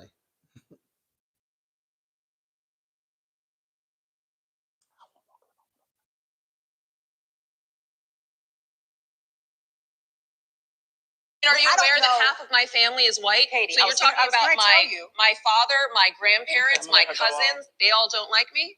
Wow. Katie, I don't Thank know you where, for clarifying Katie, that. I was getting ready to say that I don't know where they put that in. Like, I don't know how this show became the poster show for race relations in America. Because you're talking about it all the time. You heard that? I don't know how this show became the poster for race relations. Katie said because you're talking about it all the time. Girl, please don't come over here and say shit to me about Candace and Wendy. Girl, if you want to critique them as housewives, that's fine. But when y'all start going down this road about, girl, who introduced colorism and black and white to the show, girl, stop. You can't say shit to me, okay, about who had the most conversation about color and race on this show. Girl, like Jazelle be saying, you can't say shit to me. How Jazelle be talking when she's trying to make a point. You cannot say shit to me about the show. Because they have been talking about race since the first season. Girl. Ain't that how Jazelle be talking when she's trying to make a point? Girl. You cannot say anything to me. Girl, you cannot say anything to me about race. Because the truth of the matter is, they talk about race season 1. And that's all they talked about. The fuck off my motherfucking lie, girl. Girl, can't say a motherfucking thing to me, girl. Nothing. Thank you, Gladen. Thank you. Thank you so much for the super chat. Thank you, Marla, for the super chat. And thank you, Don, again for the super chat.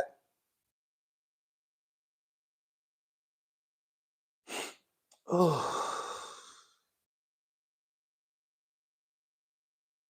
right. I'm gonna let it go for right now.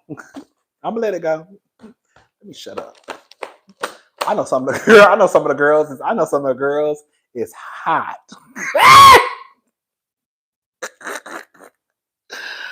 You know, I can say the shit that I say because, one, I believe in what the fuck I'm saying. I believe in what I'm saying.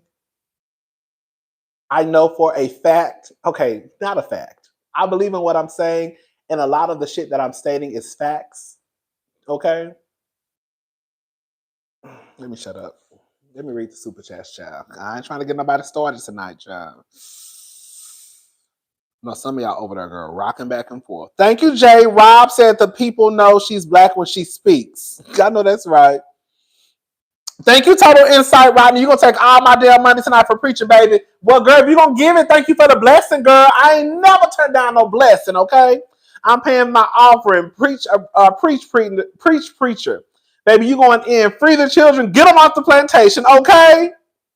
Thank you, Carol. Katie is needed. Bring the goat, girl. I wish Katie could come back, but you know.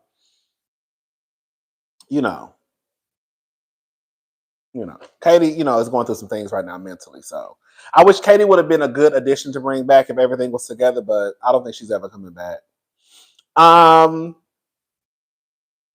So Neka and Ike, girl, listen.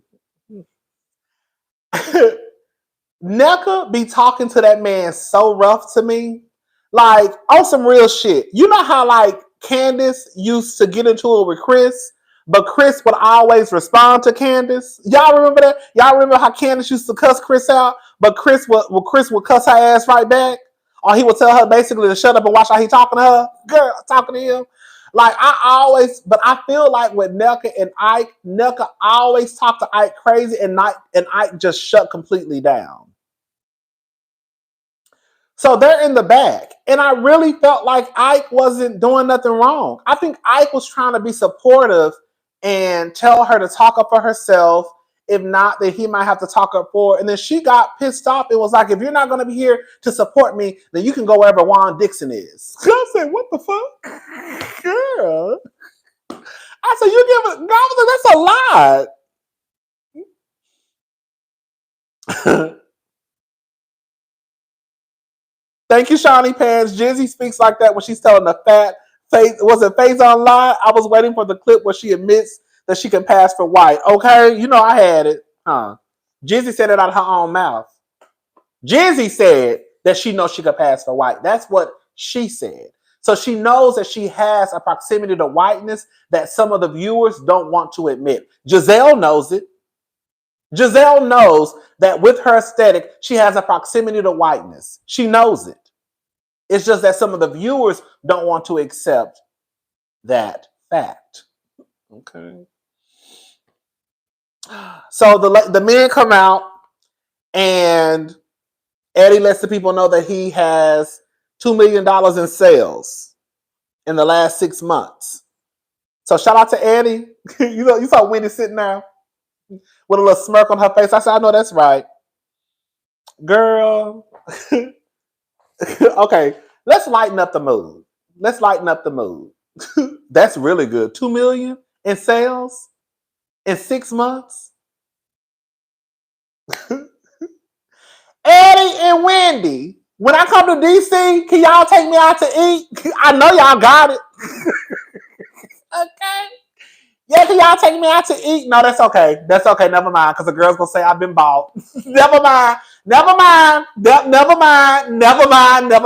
forgot, girl. The girl's going to say I've been bought. I don't feel like doing all that carrying on, trying to defend my character down here to the YouTube straight. That's okay, girl. That's okay.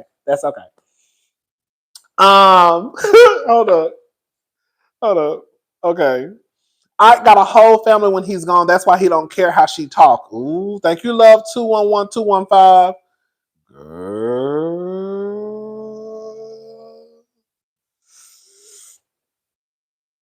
So, okay, let's lighten it up for a little bit. Let's have a little fun. It kind of got a little, when we speak the truth, the girls get uncomfortable. Ain't that what Robin said? Robin said, when we talk about God, just get so uncomfortable. I said, girl, that ain't nothing but a white person. That's how the white people be talking when you bring up racism. What did I do? I didn't own any slaves. Oh my God. Why are you so upset at me? Because they saw all of a sudden they become the victim. Anyways, all right. So Mia. Baby, did y'all hear Mia? When I tell y'all, this is ghetto. When I tell you, Mia is ghetto. It's not even ghetto because it just happens in real life.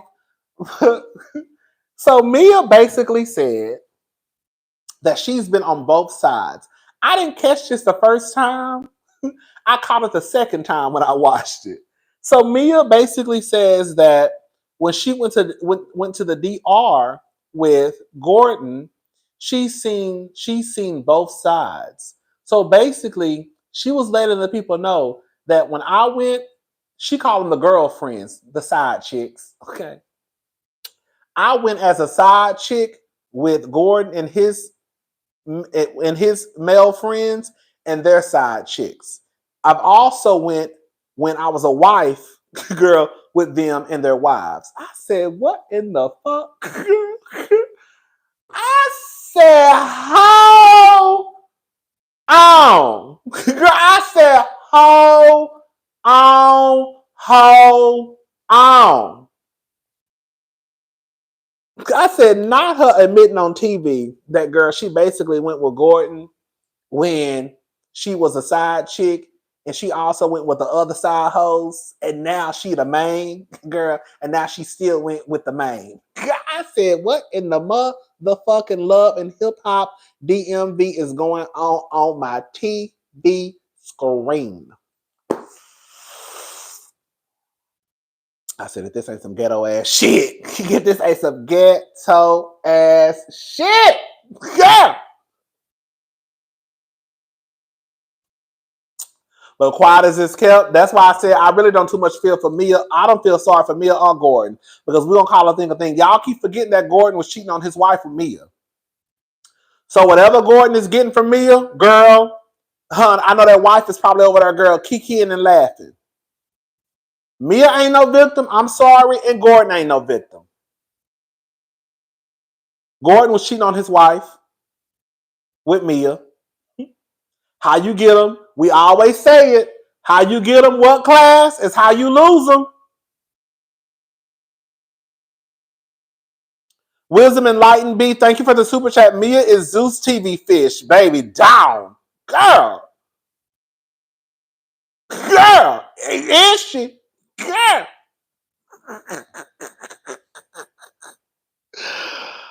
Oh, girl. Here we go. I don't even feel like getting into all this shit. Okay, we almost done. So, Chris, first of all, Chris done lost some weight. I said, oh.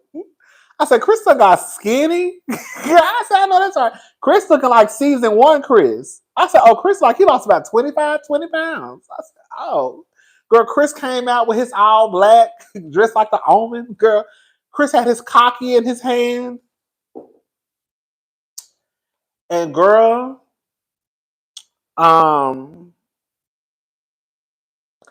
this is when I realized that, girl, let me tell y'all something. Bitch, when Robin started questioning Chris and Candace just sat there, girl, when I looked at my TV screen like this,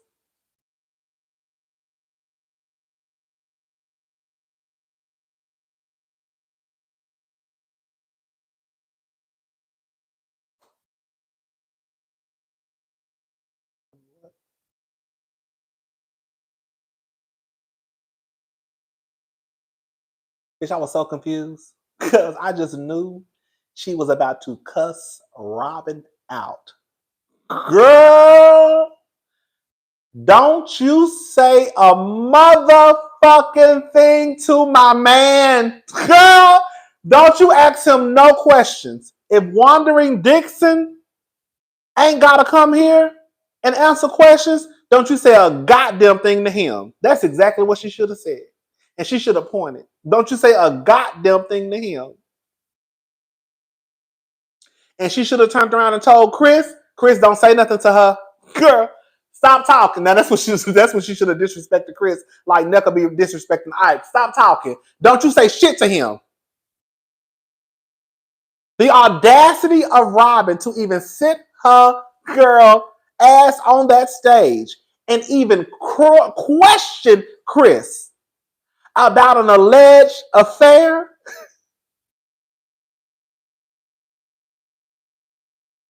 And she didn't question him one time.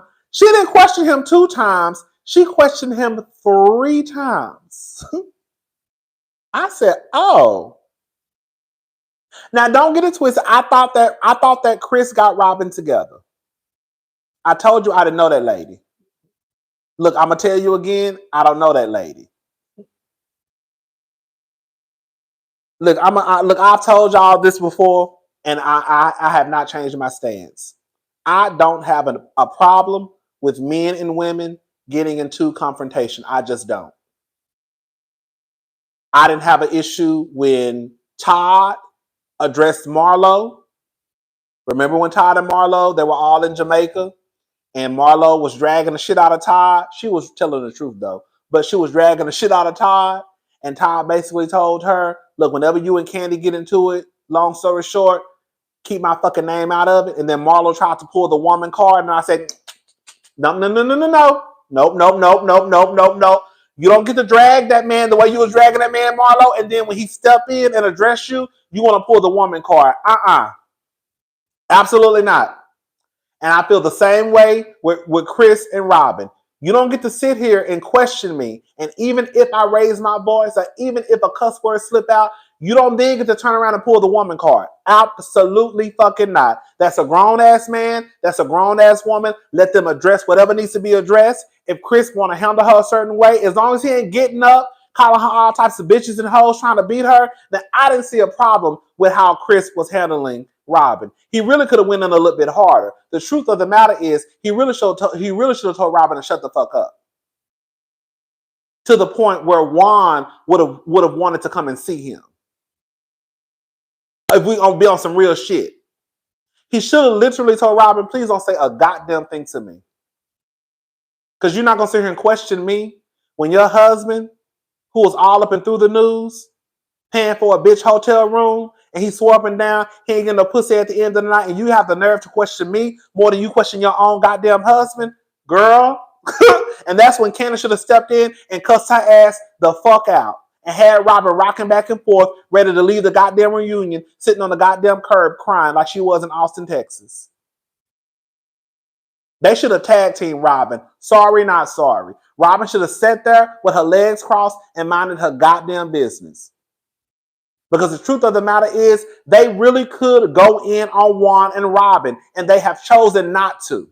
And that's my problem with Candace. Y'all be trying to treat people the way you want to be treated, instead of treating people the way that they treat you. You know, Chris already got that Mr. Congeniality bullshit. At that point, Candace should have just uncrossed her legs and let Robin have it. Because Robin don't give a fuck about bringing up whatever rumors that are in the streets about you and your husband. She don't care. So at that point, you shouldn't have gave a damn about her and Juan.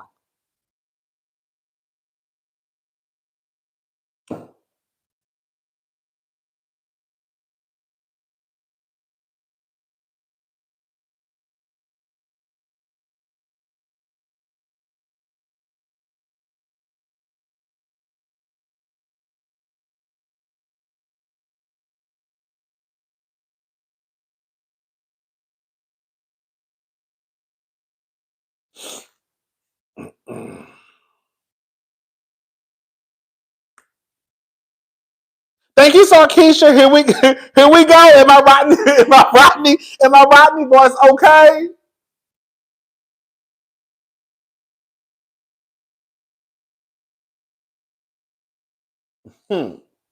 I'm just saying.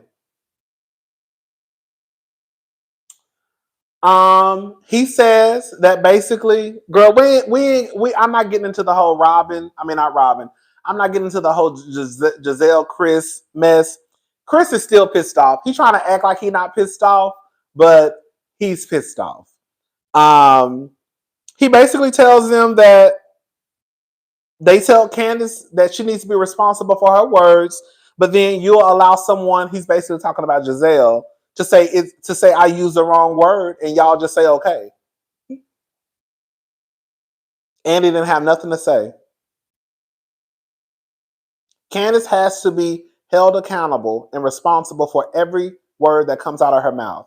But Jizzy can say what the fuck she wants to say. And when she's called out and they say, girl, you actually did say maid, she says, oh, I meant to say ass.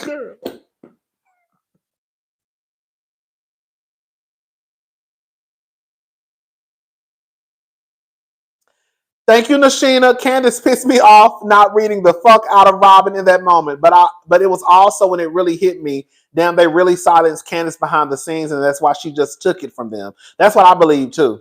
I really do believe that.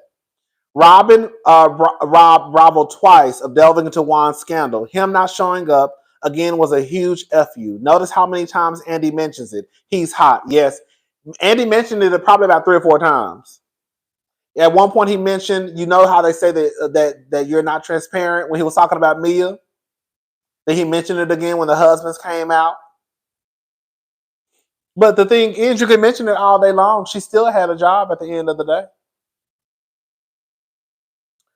And then, girl, that was pretty much it, girl. That was pretty much the review. Oh, we doing good. We did good on time. Okay, girl, we did good. We got 2,116 people in the room tonight. Thank you so much for watching. Can y'all do me a huge favor and like the video? It helps out a lot. Ciao. I think that was it.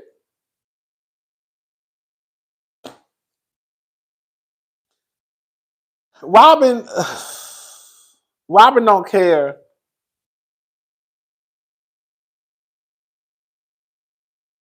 No, dude. Robin don't care. Juan doesn't care about Robin. I just don't. I don't get. I don't get. I mean, girl, did you see the preview for next week? I did. I said, girl, what in the fuck is this? When Chris said next question.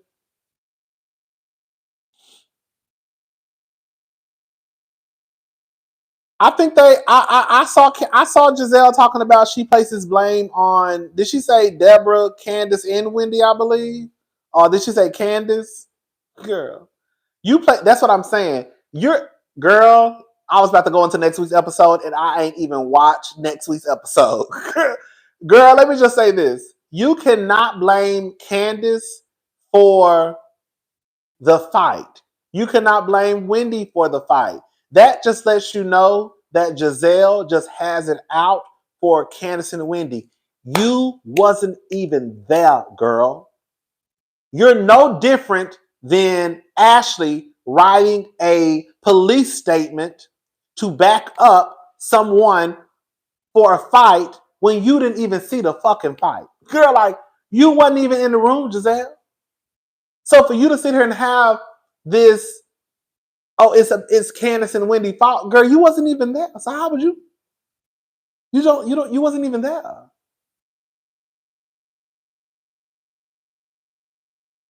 And the truth of the matter is, the cameras were down. The cameras were down. I'm getting ahead of myself. Robin needs to worry about Juan going after mothers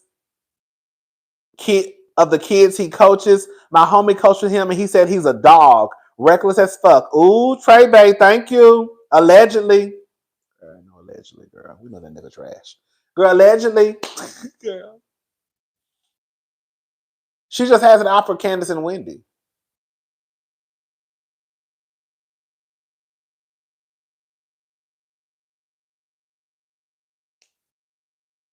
A hole is a hole, baby.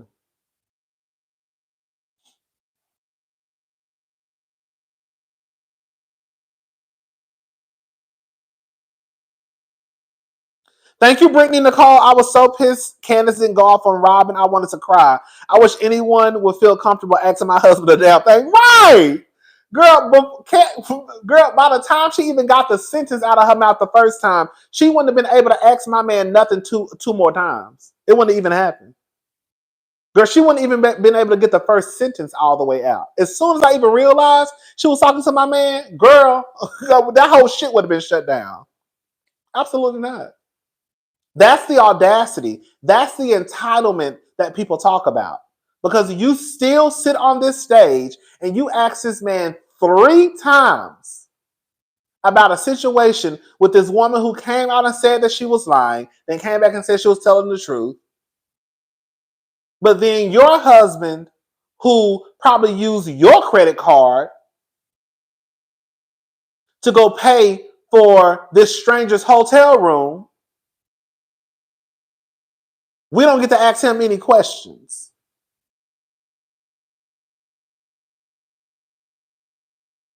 But you think you can ask mine 3?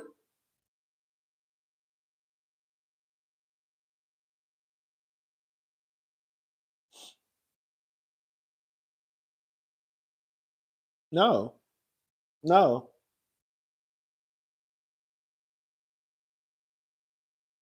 So Robin iced Candace out, then pretended this whole season that Candace came for her first, then sat there crying like a white woman. Disgusting. Thank you, Nikki B. And then on some real shit, Juan is trash because he even sat down in front of our faces on the TV screen and swore up and down that he's such a nice guy. That's why he said he went to help this stranger with a hotel room. Remember he said he was such a nice guy? Remember he said that, right? Remember he said that? Remember he said he was a nice guy? But then when it's time to support your wife,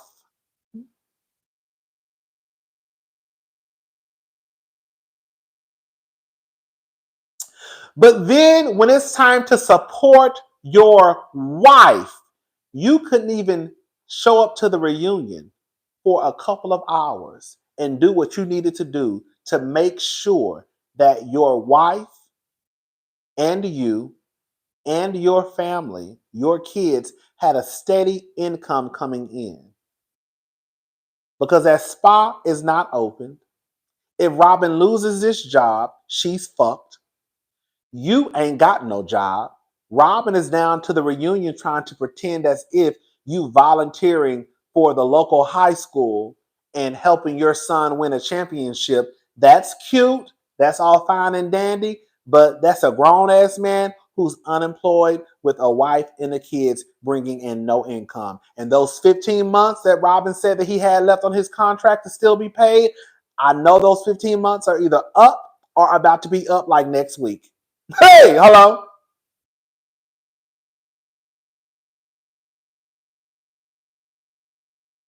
When I tell you Candace should have drugged the shit out of Robin and Juan, girl, you got too much on your plate to ask my man a motherfucking thing.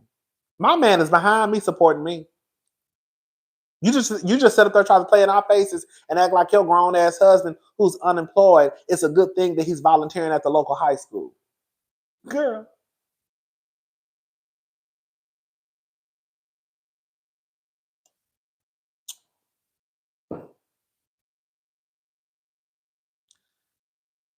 And Robin sits up there and defends Juan. And Juan shows us that he does not give a damn about Robin time after time. He already said that when those kids, or if it wasn't for Corey and Carter, he would be gone. He said that. Let me try to find a clip. Let me try to find the clip. Let's see. I got so much stuff saved in my phone. Let's see if I can find a clip. I probably ain't gonna be able to find it.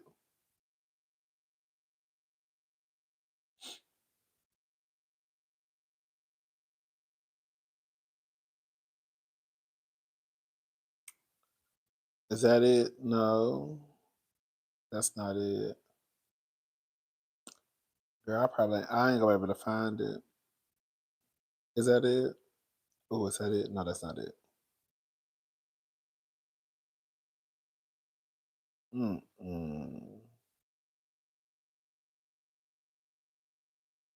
Juan is disrespectful. And the thing is, on some real shit, while Robin got her ways, it's really Juan that's making Robin catch all the bullets.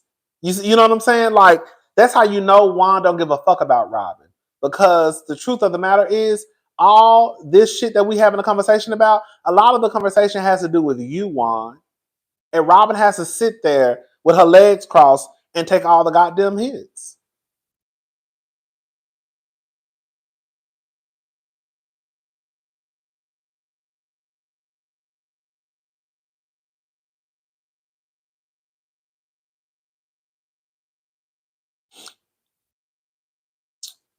Girl, where is it at? Girl, I ain't gonna be able to find it. I got so much shit. And I try to like go through and delete stuff because I don't need all the shit in my. I really don't have a lot, but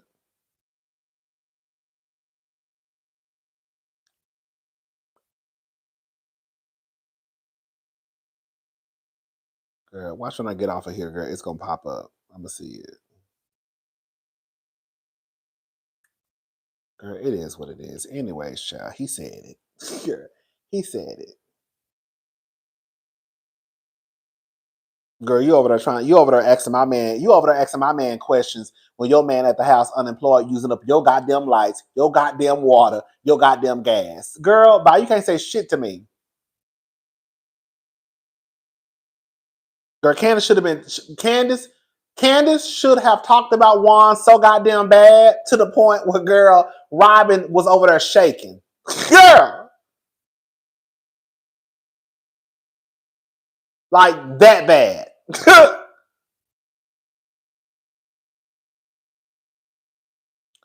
All right, y'all. Girl, I can't find the girl. I cannot find it. But y'all remember though, girl. Y'all remember. That's okay. Let me read the super chats. Thank you. Juan went from Gabrielle Union to Robin acting like an aggressive dude on TV. Thank you. Hey, cousin, I'm happy Robin is leaving. She brings nothing but negativity and philandering husband. She's the worst housewife I've ever seen. I don't understand the hyper. On some real stuff. I don't think Robin is this horrible person. Like the only person I really don't like on the cast is really Jazelle. But I never understood the hype that people have when it comes to Robin. I really don't. The same way I don't think that Monique is a good housewife, I don't really think that Robin is this great housewife.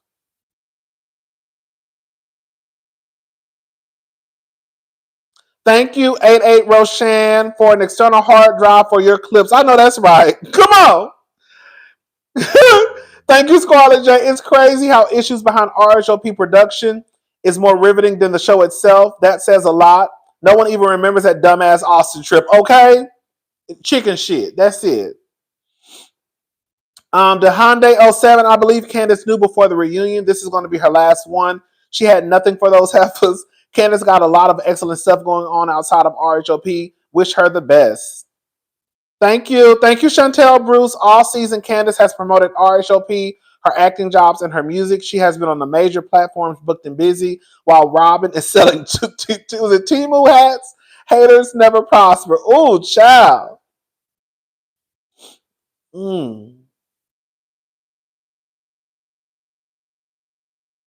Yeah, girl, this is what I have to say. Juan Michael want Robin Ashley off TV so they can cheat in peace. Okay, Nashina M? Now, I will say this on some real shit, all bullshit aside. Candace is not coming back next season. I love Dr. Wendy. I think she is a great woman. I really do. I think she's a good housewife. I think she's smart. I think she's bad as fuck. I just go up for Dr. Wendy. But I don't see Dr. Wendy being enough for me to tune in next season because and I don't want anybody to lose their income. If she stays, she stays. If she goes, she goes. But it wouldn't even make sense for Dr. Wendy to even stay on the show. At this point, the show is so divided that I don't know where Dr. Wendy would even fit in. You know what I'm saying? I just don't see how. I could be wrong. If I was Wendy and they offered me to come back, would I probably come back? Probably so, just for the check. You know what I'm saying? But I'm just saying, as a viewer, I don't know how I don't know how she would fit in next season. I told you from jump, Candace was making her exit. Thank you, Towers World. Thank you so much. I just don't know how she would fit in. And Potomac, it really isn't fun to watch. It isn't. It's not fun to watch.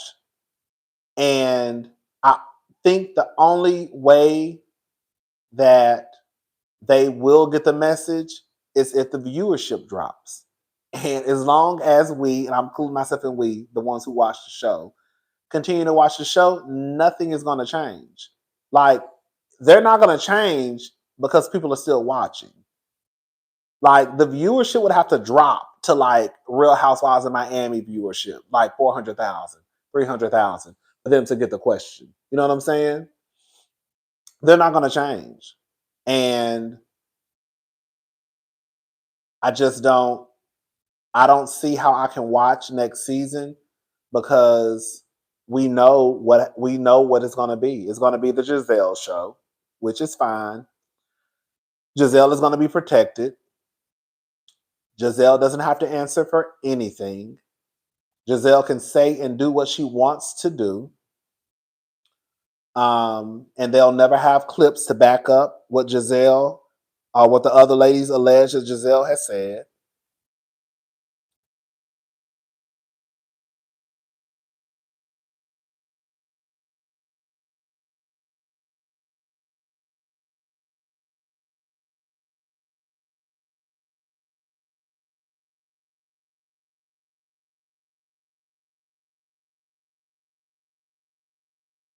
Okay, here we go. I blame Andy, his complicit bias in production, for dragging the show down. He won't be satisfied till RHOP crashes and burns with Jazelle evil ass Bryant, the Titanic. I don't think that I don't think I don't think that they I don't think they care. I think the only reason why they would care is like the viewership would have to drop. Like, the reason why they started caring about RHOA is because the viewership dropped. While yes, I do believe that the viewer, like, reality TV will never go back to, like, you remember the golden days when like when Atlanta used to bring in 4 million viewers. Remember those days? 3 million viewers, right?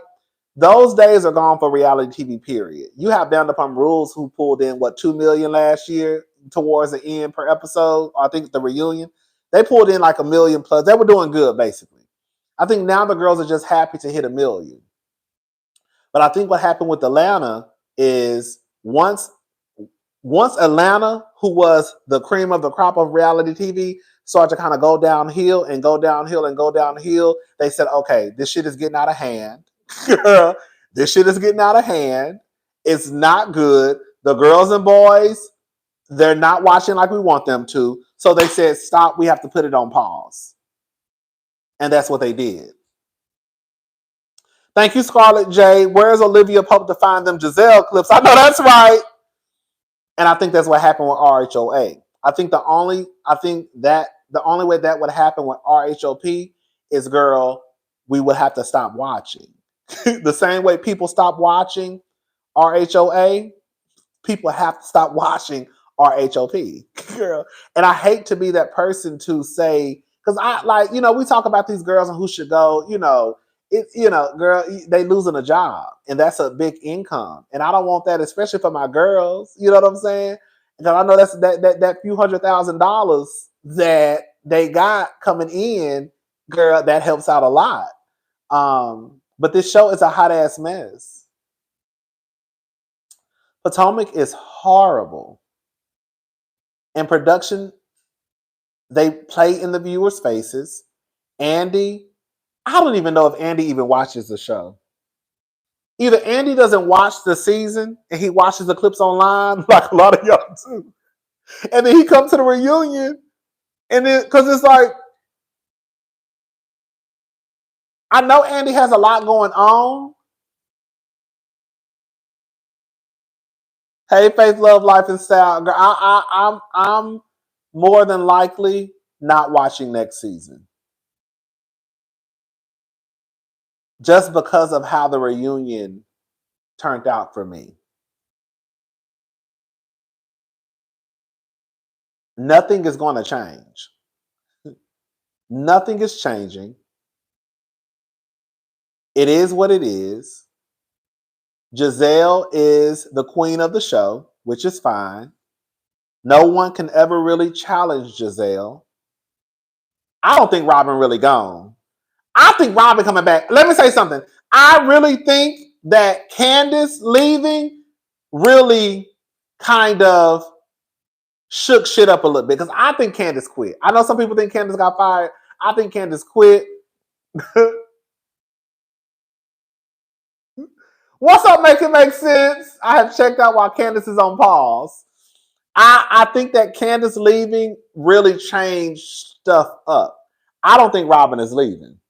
For some reason, my spirit is just telling me she's not leaving. Even if she's a friend of the show, I just don't think she's leaving the show.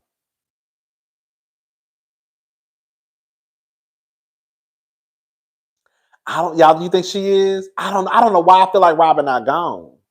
I don't know why I feel that way.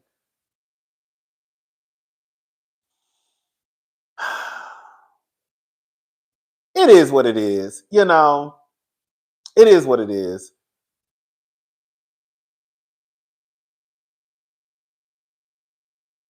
Like on some real, like I just don't.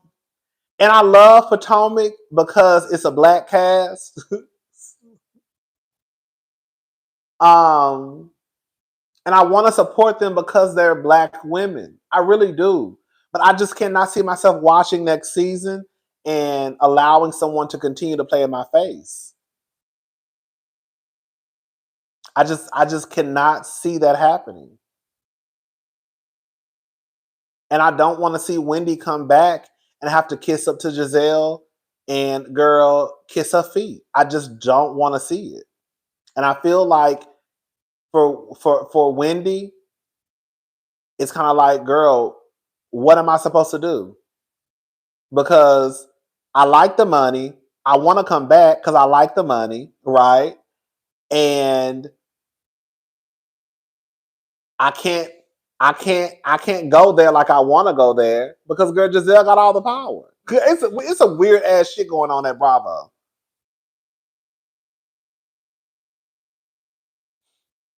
Thank you, Sean Living Life. I wonder if Bad Wig Shasha will be full time again next season. What do you think? Who else they're gonna get for the show? Either they're gonna have to bring in some new people, or they're gonna bring back Sharice to go after Karen. The show is so divided. The production, Bravo, whoever wants to appease Jizz, so Wendy and Candace should let them have it and leave. Girl,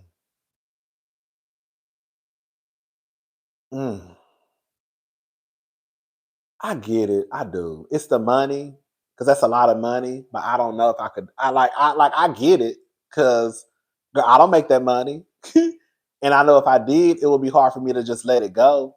But I also don't know if I had to go through what they go through with those people, how long I could do it. Because I've been reached up and stopped the shit out of one of them punks. I'm talking about if I was on a show with with other gay men. Girl, I'm gonna have to reach up and stop the shit out of one of them punks. Girl, for playing on my face the way they playing in people's faces. I just don't know if I could do it. And girl, my nerves are too bad for shit like that. Girl, I'm too sensitive for stuff like that.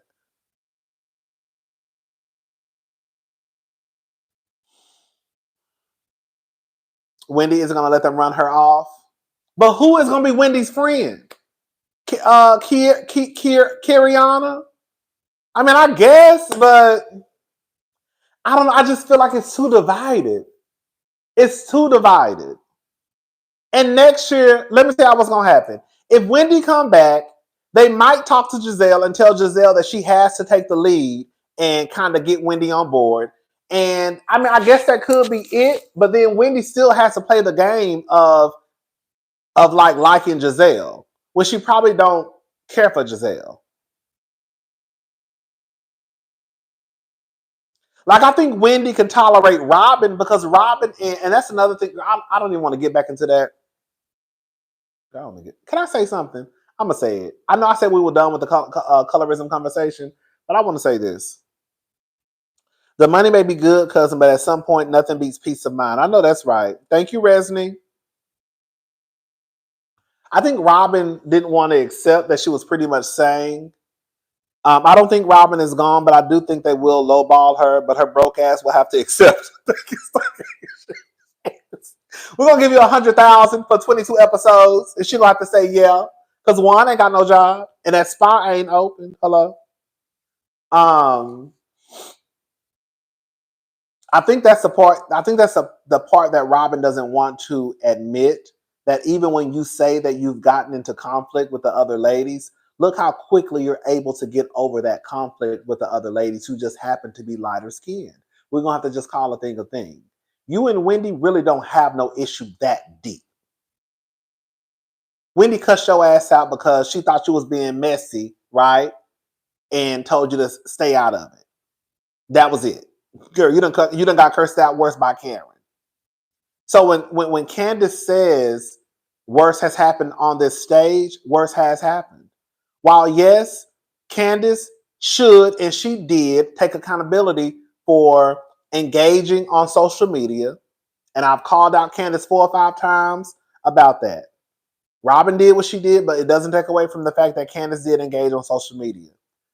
But if you're going to be mad at Candace and say that she came for your job, then how can you not have that same anger towards Karen when she came for your job, girl, at BravoCon in front of all of your bosses, girl, in front of all the production, in front of all the crew, in front of all the viewers. She said the bitch that don't make the most sense to be on that stage is Robin motherfucking Dixon. That's what she said.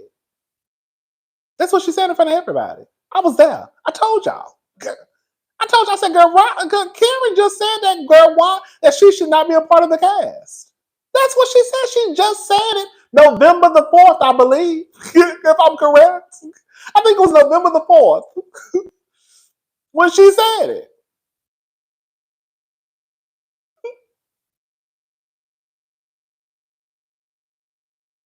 And that was just a few months ago.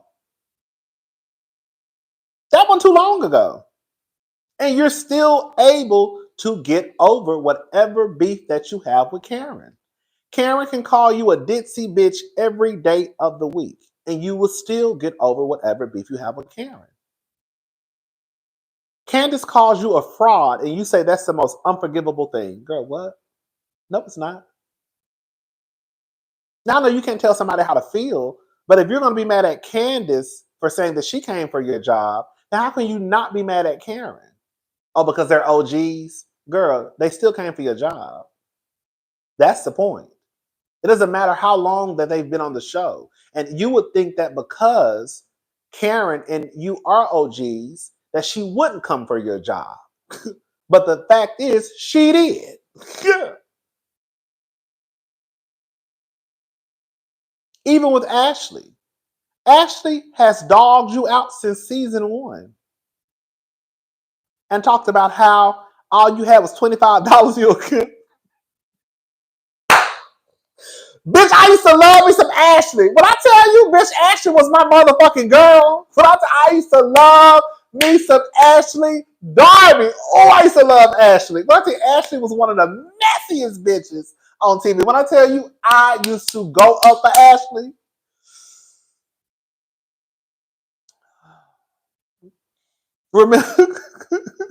Remember when Robin was at the table when Jazelle was doing the reading of her book?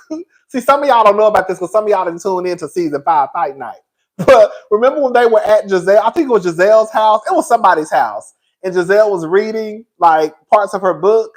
And Robin like, why are you always talking about me? Girl, Ashley was still fucking with Robin, girl, about being with Juan and all that stuff, right?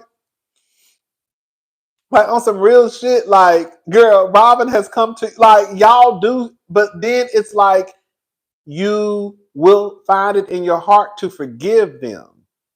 It's weird. I'm just calling it for how I see it.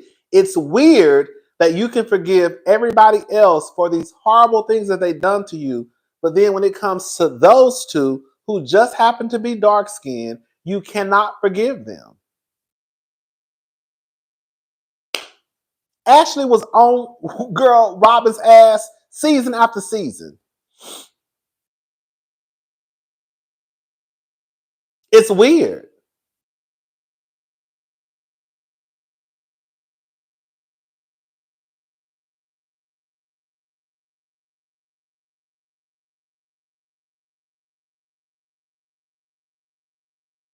And it's not, and Robin says they're saying that because whenever you have problems with a person with brown skin, it's not about you having an issue with someone who happens to be brown skinned. It's about that when we start to look at how you handle those issues compared to the people that are lighter skinned, that's when the questions start to come up, my dear. You can have issues with everybody in the room. However, if we start to see that the way that you handle conflict is completely different with the darker skinned people compared to the light skinned people, that's when I start to raise my hand. Ooh, hey, me, I have a question. I have a question. Shout out to Miss Wanda. I have a question. Hey, me. Can you pick me? Me. I got a question. Yeah. That's when the girls and boys start to have questions. The only problem about Candy on social media is that she robs the show of interactions she could have with them face to face because she don't be wrong. Thank you all in.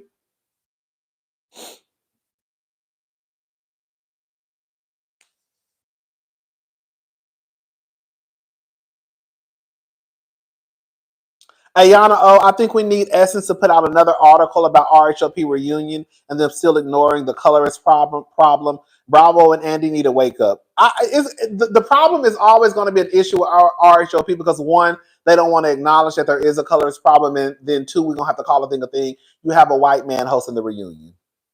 Girl. I'm not saying there are not white people out there that don't understand colorism, racism, and all of the above, but Andy is not that girl.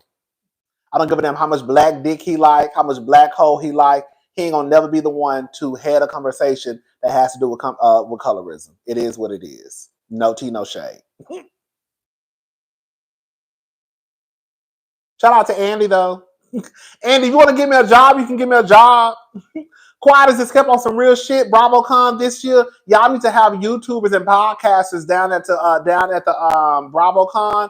They're asking some of the girls some questions. Bring me on. Now I don't know if the girl, I don't know if girl, Jazelle might do me like she did to Brooke Ashley, roll her eyes and walk off. That's all right, because some of the other girls will answer my questions.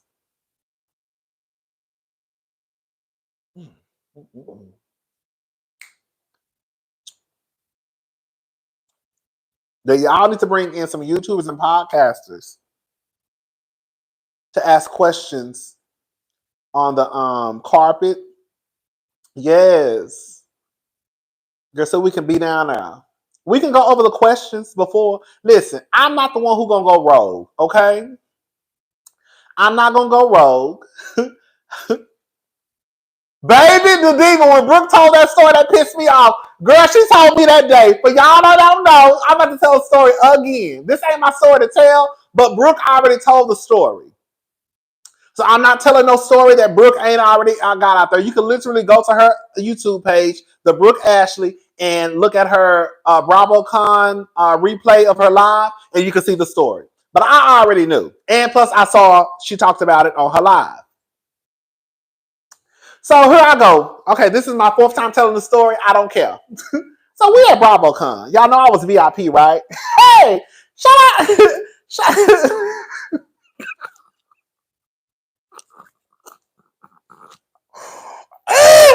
You know I was VIP. Hello?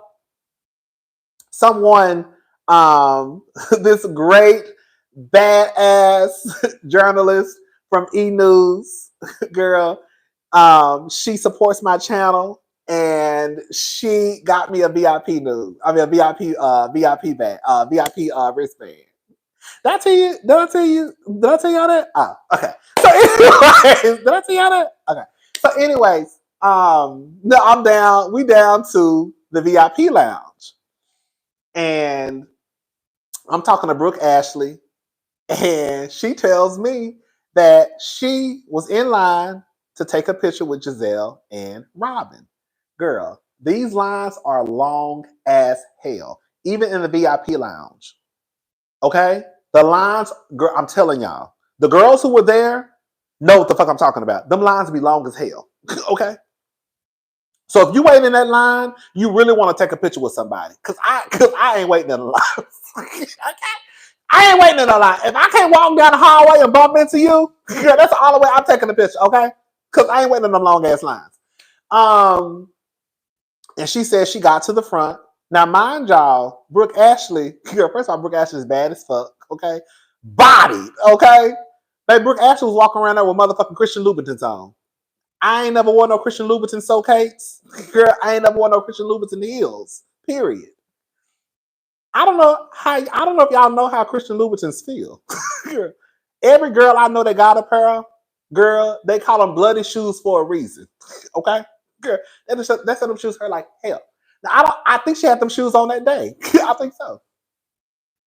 Shout out to her mama too. Her mama bad too. And Brooke said that she gets to the front of the line, and it was Jazelle and Robin. And she said Jazelle looked, and then she told the producers, and then they stopped. I said, I know you fucking lying. That's I gagged when she told me that shit. Girl, you lying.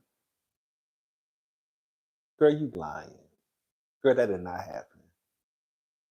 She said that Jazelle stopped the line and then told the producers or whoever it was that, girl, they were pretty much done. I said, baby. So I'm telling that story to say this, that whenever y'all want to go after Candace and act like Candace is just this mess on Twitter, and she might be, okay? The difference is with Candace does her own tweeting with her own goddamn fingers. Them other girls, they be getting YouTubers and bloggers to do their dirty work for them. And you best believe Jazelle and Robin, they down to YouTube watching folks' videos. So y'all might want to act like Jazelle ain't so, like that's the thing. Like while we know Candace is sensitive, the truth of the matter is Jazelle is more sensitive than everybody on that goddamn cast. Because all the shit that Jazelle has done, especially to Wendy and Candace, they still can find it in their hearts to try and move forward. Not only because they feel like it's the right thing to do, but girl, that's part of the show. As fucked up as it sounds. They know that a part of us being on this show is that we're supposed to be able to move on from whatever situations that we have come across. Jazelle is the one who gets pissed off and goes to human resources. She gets pissed off and don't want to talk to the girls. She get pissed off, don't want to acknowledge the girls. She get pissed off, girl, don't want to be in the same room with the girls. But y'all swapping down that Candace is the most sensitive. That was actually Jazelle Bryant. Jazelle is the most sensitive. Jazelle is the one that starts shit and then get mad when you curse her out and then go to HR on you. And then tell production, I thought y'all was gonna talk to her. Candace ain't going to HR on nobody.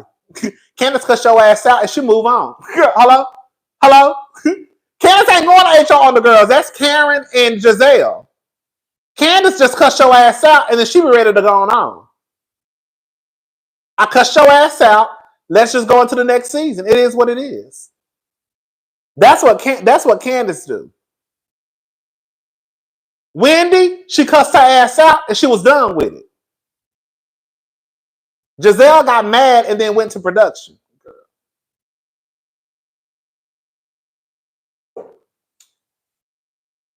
That's what happened. That's exactly what happened.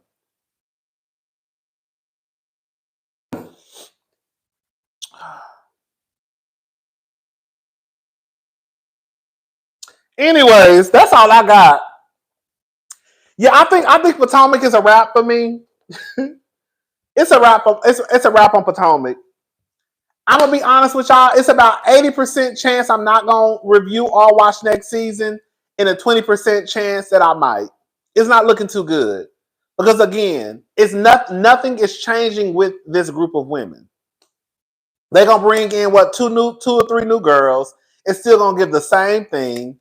Big sister Jizzy gonna be in charge, and all y'all better fall in line. And it's what it's gonna be.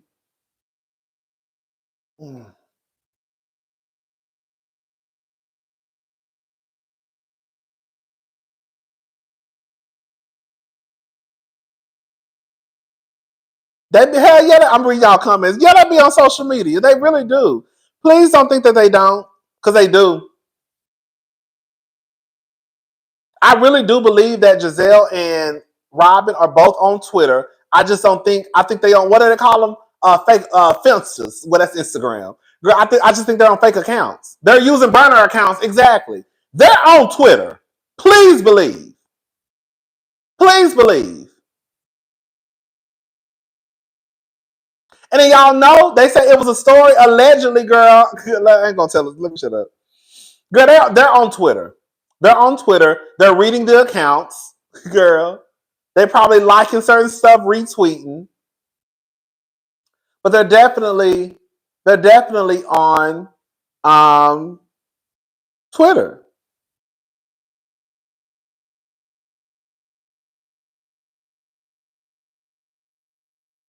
All right, y'all. It's 11. It's about to be 11 o'clock.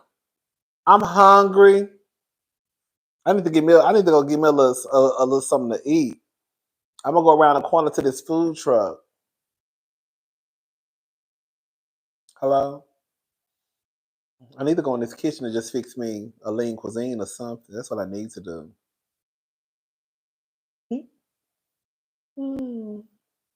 All right, y'all. We got 7 minutes. We got 7 minutes, and then I'm gone. Girl, I don't know if I'm gonna say 2. That's it, y'all. That's it. All right, y'all. This was actually very, very, very, very, very, very fun. I think I said what I had to say. I think I got it all off my chest. Okay. It is what it is. I might go live next week to wrap up this RHOP. It's so sad, y'all. I'm sorry. Okay, I'm about to go. I'm about to go for real, for real. It is so sad that Potomac is going out this way. It is so sad.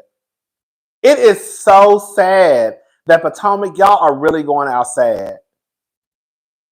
Y'all are really going out sad.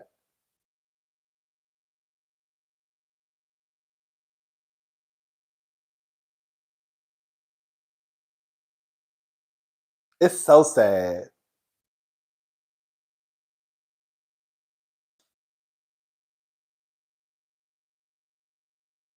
I don't know, girl. It's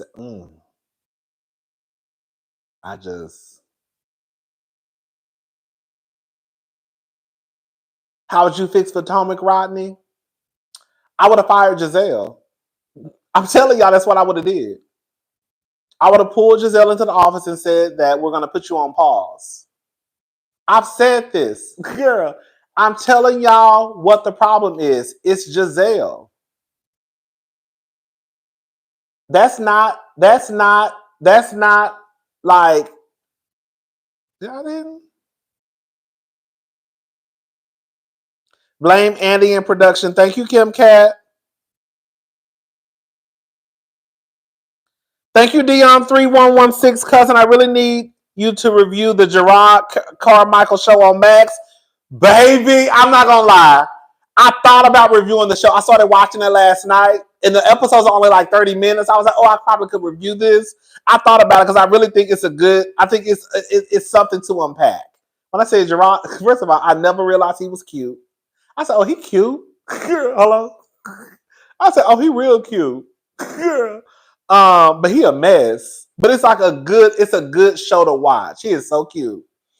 It's a good show. It's a good show. But I would fire Jazelle. I would fire Jazelle. I've said it before. She's not going nowhere, of course. But I would fire Jazelle because the girls get along when Jazelle is not around. He's not. They get along when Jazelle is not around. I don't think everybody cute. Gerard is cute. Whatever his name, Gerard. Yeah, Gerard is cute. I don't know any. I really don't know anything about him, baby. That baby, Gerard is a hoe, baby. Man, when I said baby, he's a hoe. He's a real hoe. I said, oh, girl, that man said he slept with over 1,000 people. I said, what the fuck? That girl, I done did some hoe shit. I'm the last one to judge because I done did some hoe shit back in my day. But girl, 1,000 people. He said 1,000, and then he said that he might be taking away some. He said some shit like that. He like a ho ho ho ho ho ho ho. I said, I hope he playing because I think he's talking about he might have a sex addiction. I said, oh girl.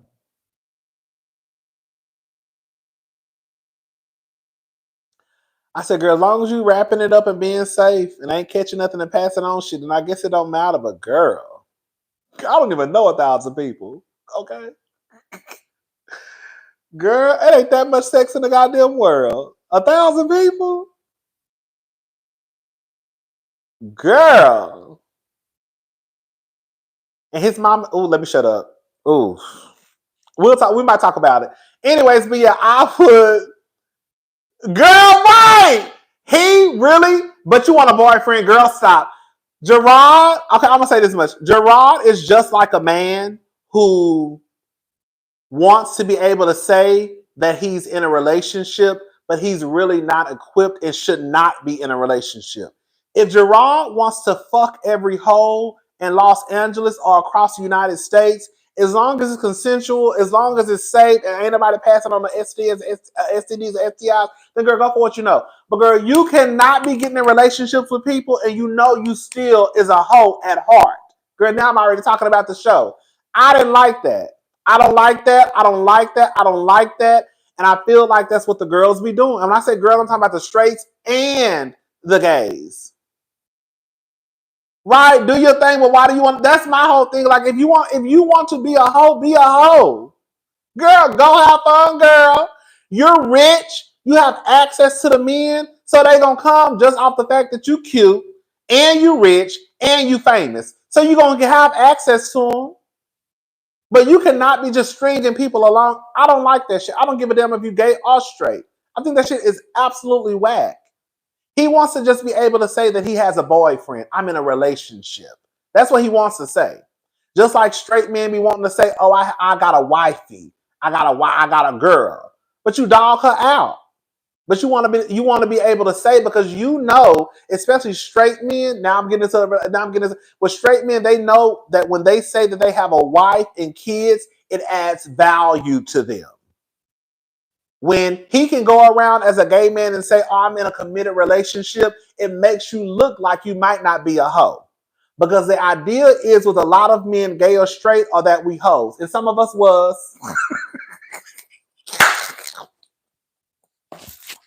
Hello?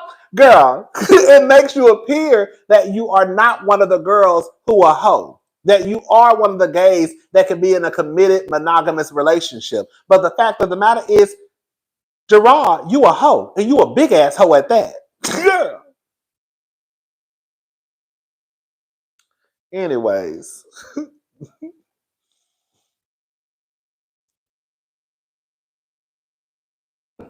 Andy is going to crash and burn RHOP with Gizzard. I think so too. Thank you, Kim Cat. I think so too. That show going down the hill.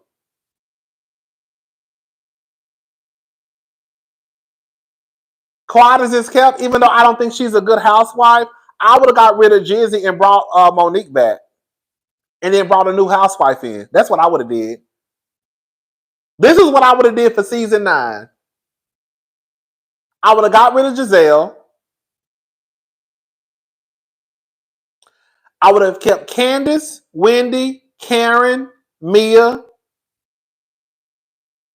I would have brought in Monique. Neka, girl, you can go. I would have probably made Robin a friend. I don't know what I did with Robin and Ashley. But I would have brought Monique back. I don't think Monique is let me say, I don't think Monique is a great housewife. I don't.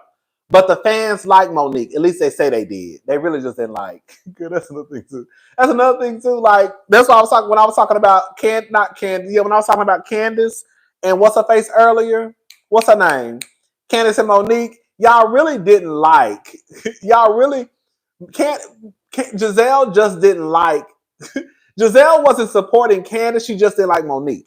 Like the truth of the matter is, y'all really don't support Monique like that. Y'all just didn't like Candace. So because you didn't like Candace and because you thought you had a friend in Monique, you swore up and down y'all love Monique. But it goes to show that when Monique went over to OWN, y'all didn't follow Monique to OWN. And y'all didn't support Monique at OWN. And those who did follow Monique to OWN, you realize that you did not like Monique. That's what happened. That's exactly what happened. I watched the show. I reviewed the show. The people couldn't stand Monique. But because people say they love Monique up on Potomac, I would have brought back Monique. Yeah. I would probably bring back Charisse. Because Charisse would probably be on Karen's ass. And I think it's time for Karen to finally really, really squirm in her seat. I would bring back Charisse. This is what I would do for season 9 if I was in charge. I would bring back Candace, Wendy, Karen, Mia, Monique, Charisse. Neka, you can go. And I don't know what I would do with Ashley. Ashley probably can go. I don't know. I don't know. You know, I got a soft spot for Ashley. I don't know. And I probably would still bring back Robin to see how she would do without Jazelle. I don't know. But I would bring back Monique though. I think it would have been cute. You thought Monique was a good housewife? I didn't. I think Monique was good on paper. I think Monique as a housewife was good on paper. I just don't think it translated to real life. She had the resume, right? She was the one who lived in Potomac. She had a rich husband. She had the kids. She was gorgeous, drove a Bentley, had, she had the things. It's just, when it came to her really just putting on, I was just like, oh. And another thing too, girl, quiet as it's kept, but we're going to be honest about it. Monique was the girl who y'all stepped on when it came to her beauty, if we're going to be honest about it. Oh, here we go. Oh, girl. Boy. Without Jazelle, ain't no show, beloved. Here he go. I knew he was going to pop his black ass up. Shout out to the boy. But, the person who, we love Gabor over here, y'all. The person who really and truly y'all did not give up and go up for her looks was actually Miss Monique Samuels. That y'all ain't ready for that conversation. Because Monique was absolutely motherfucking stunning.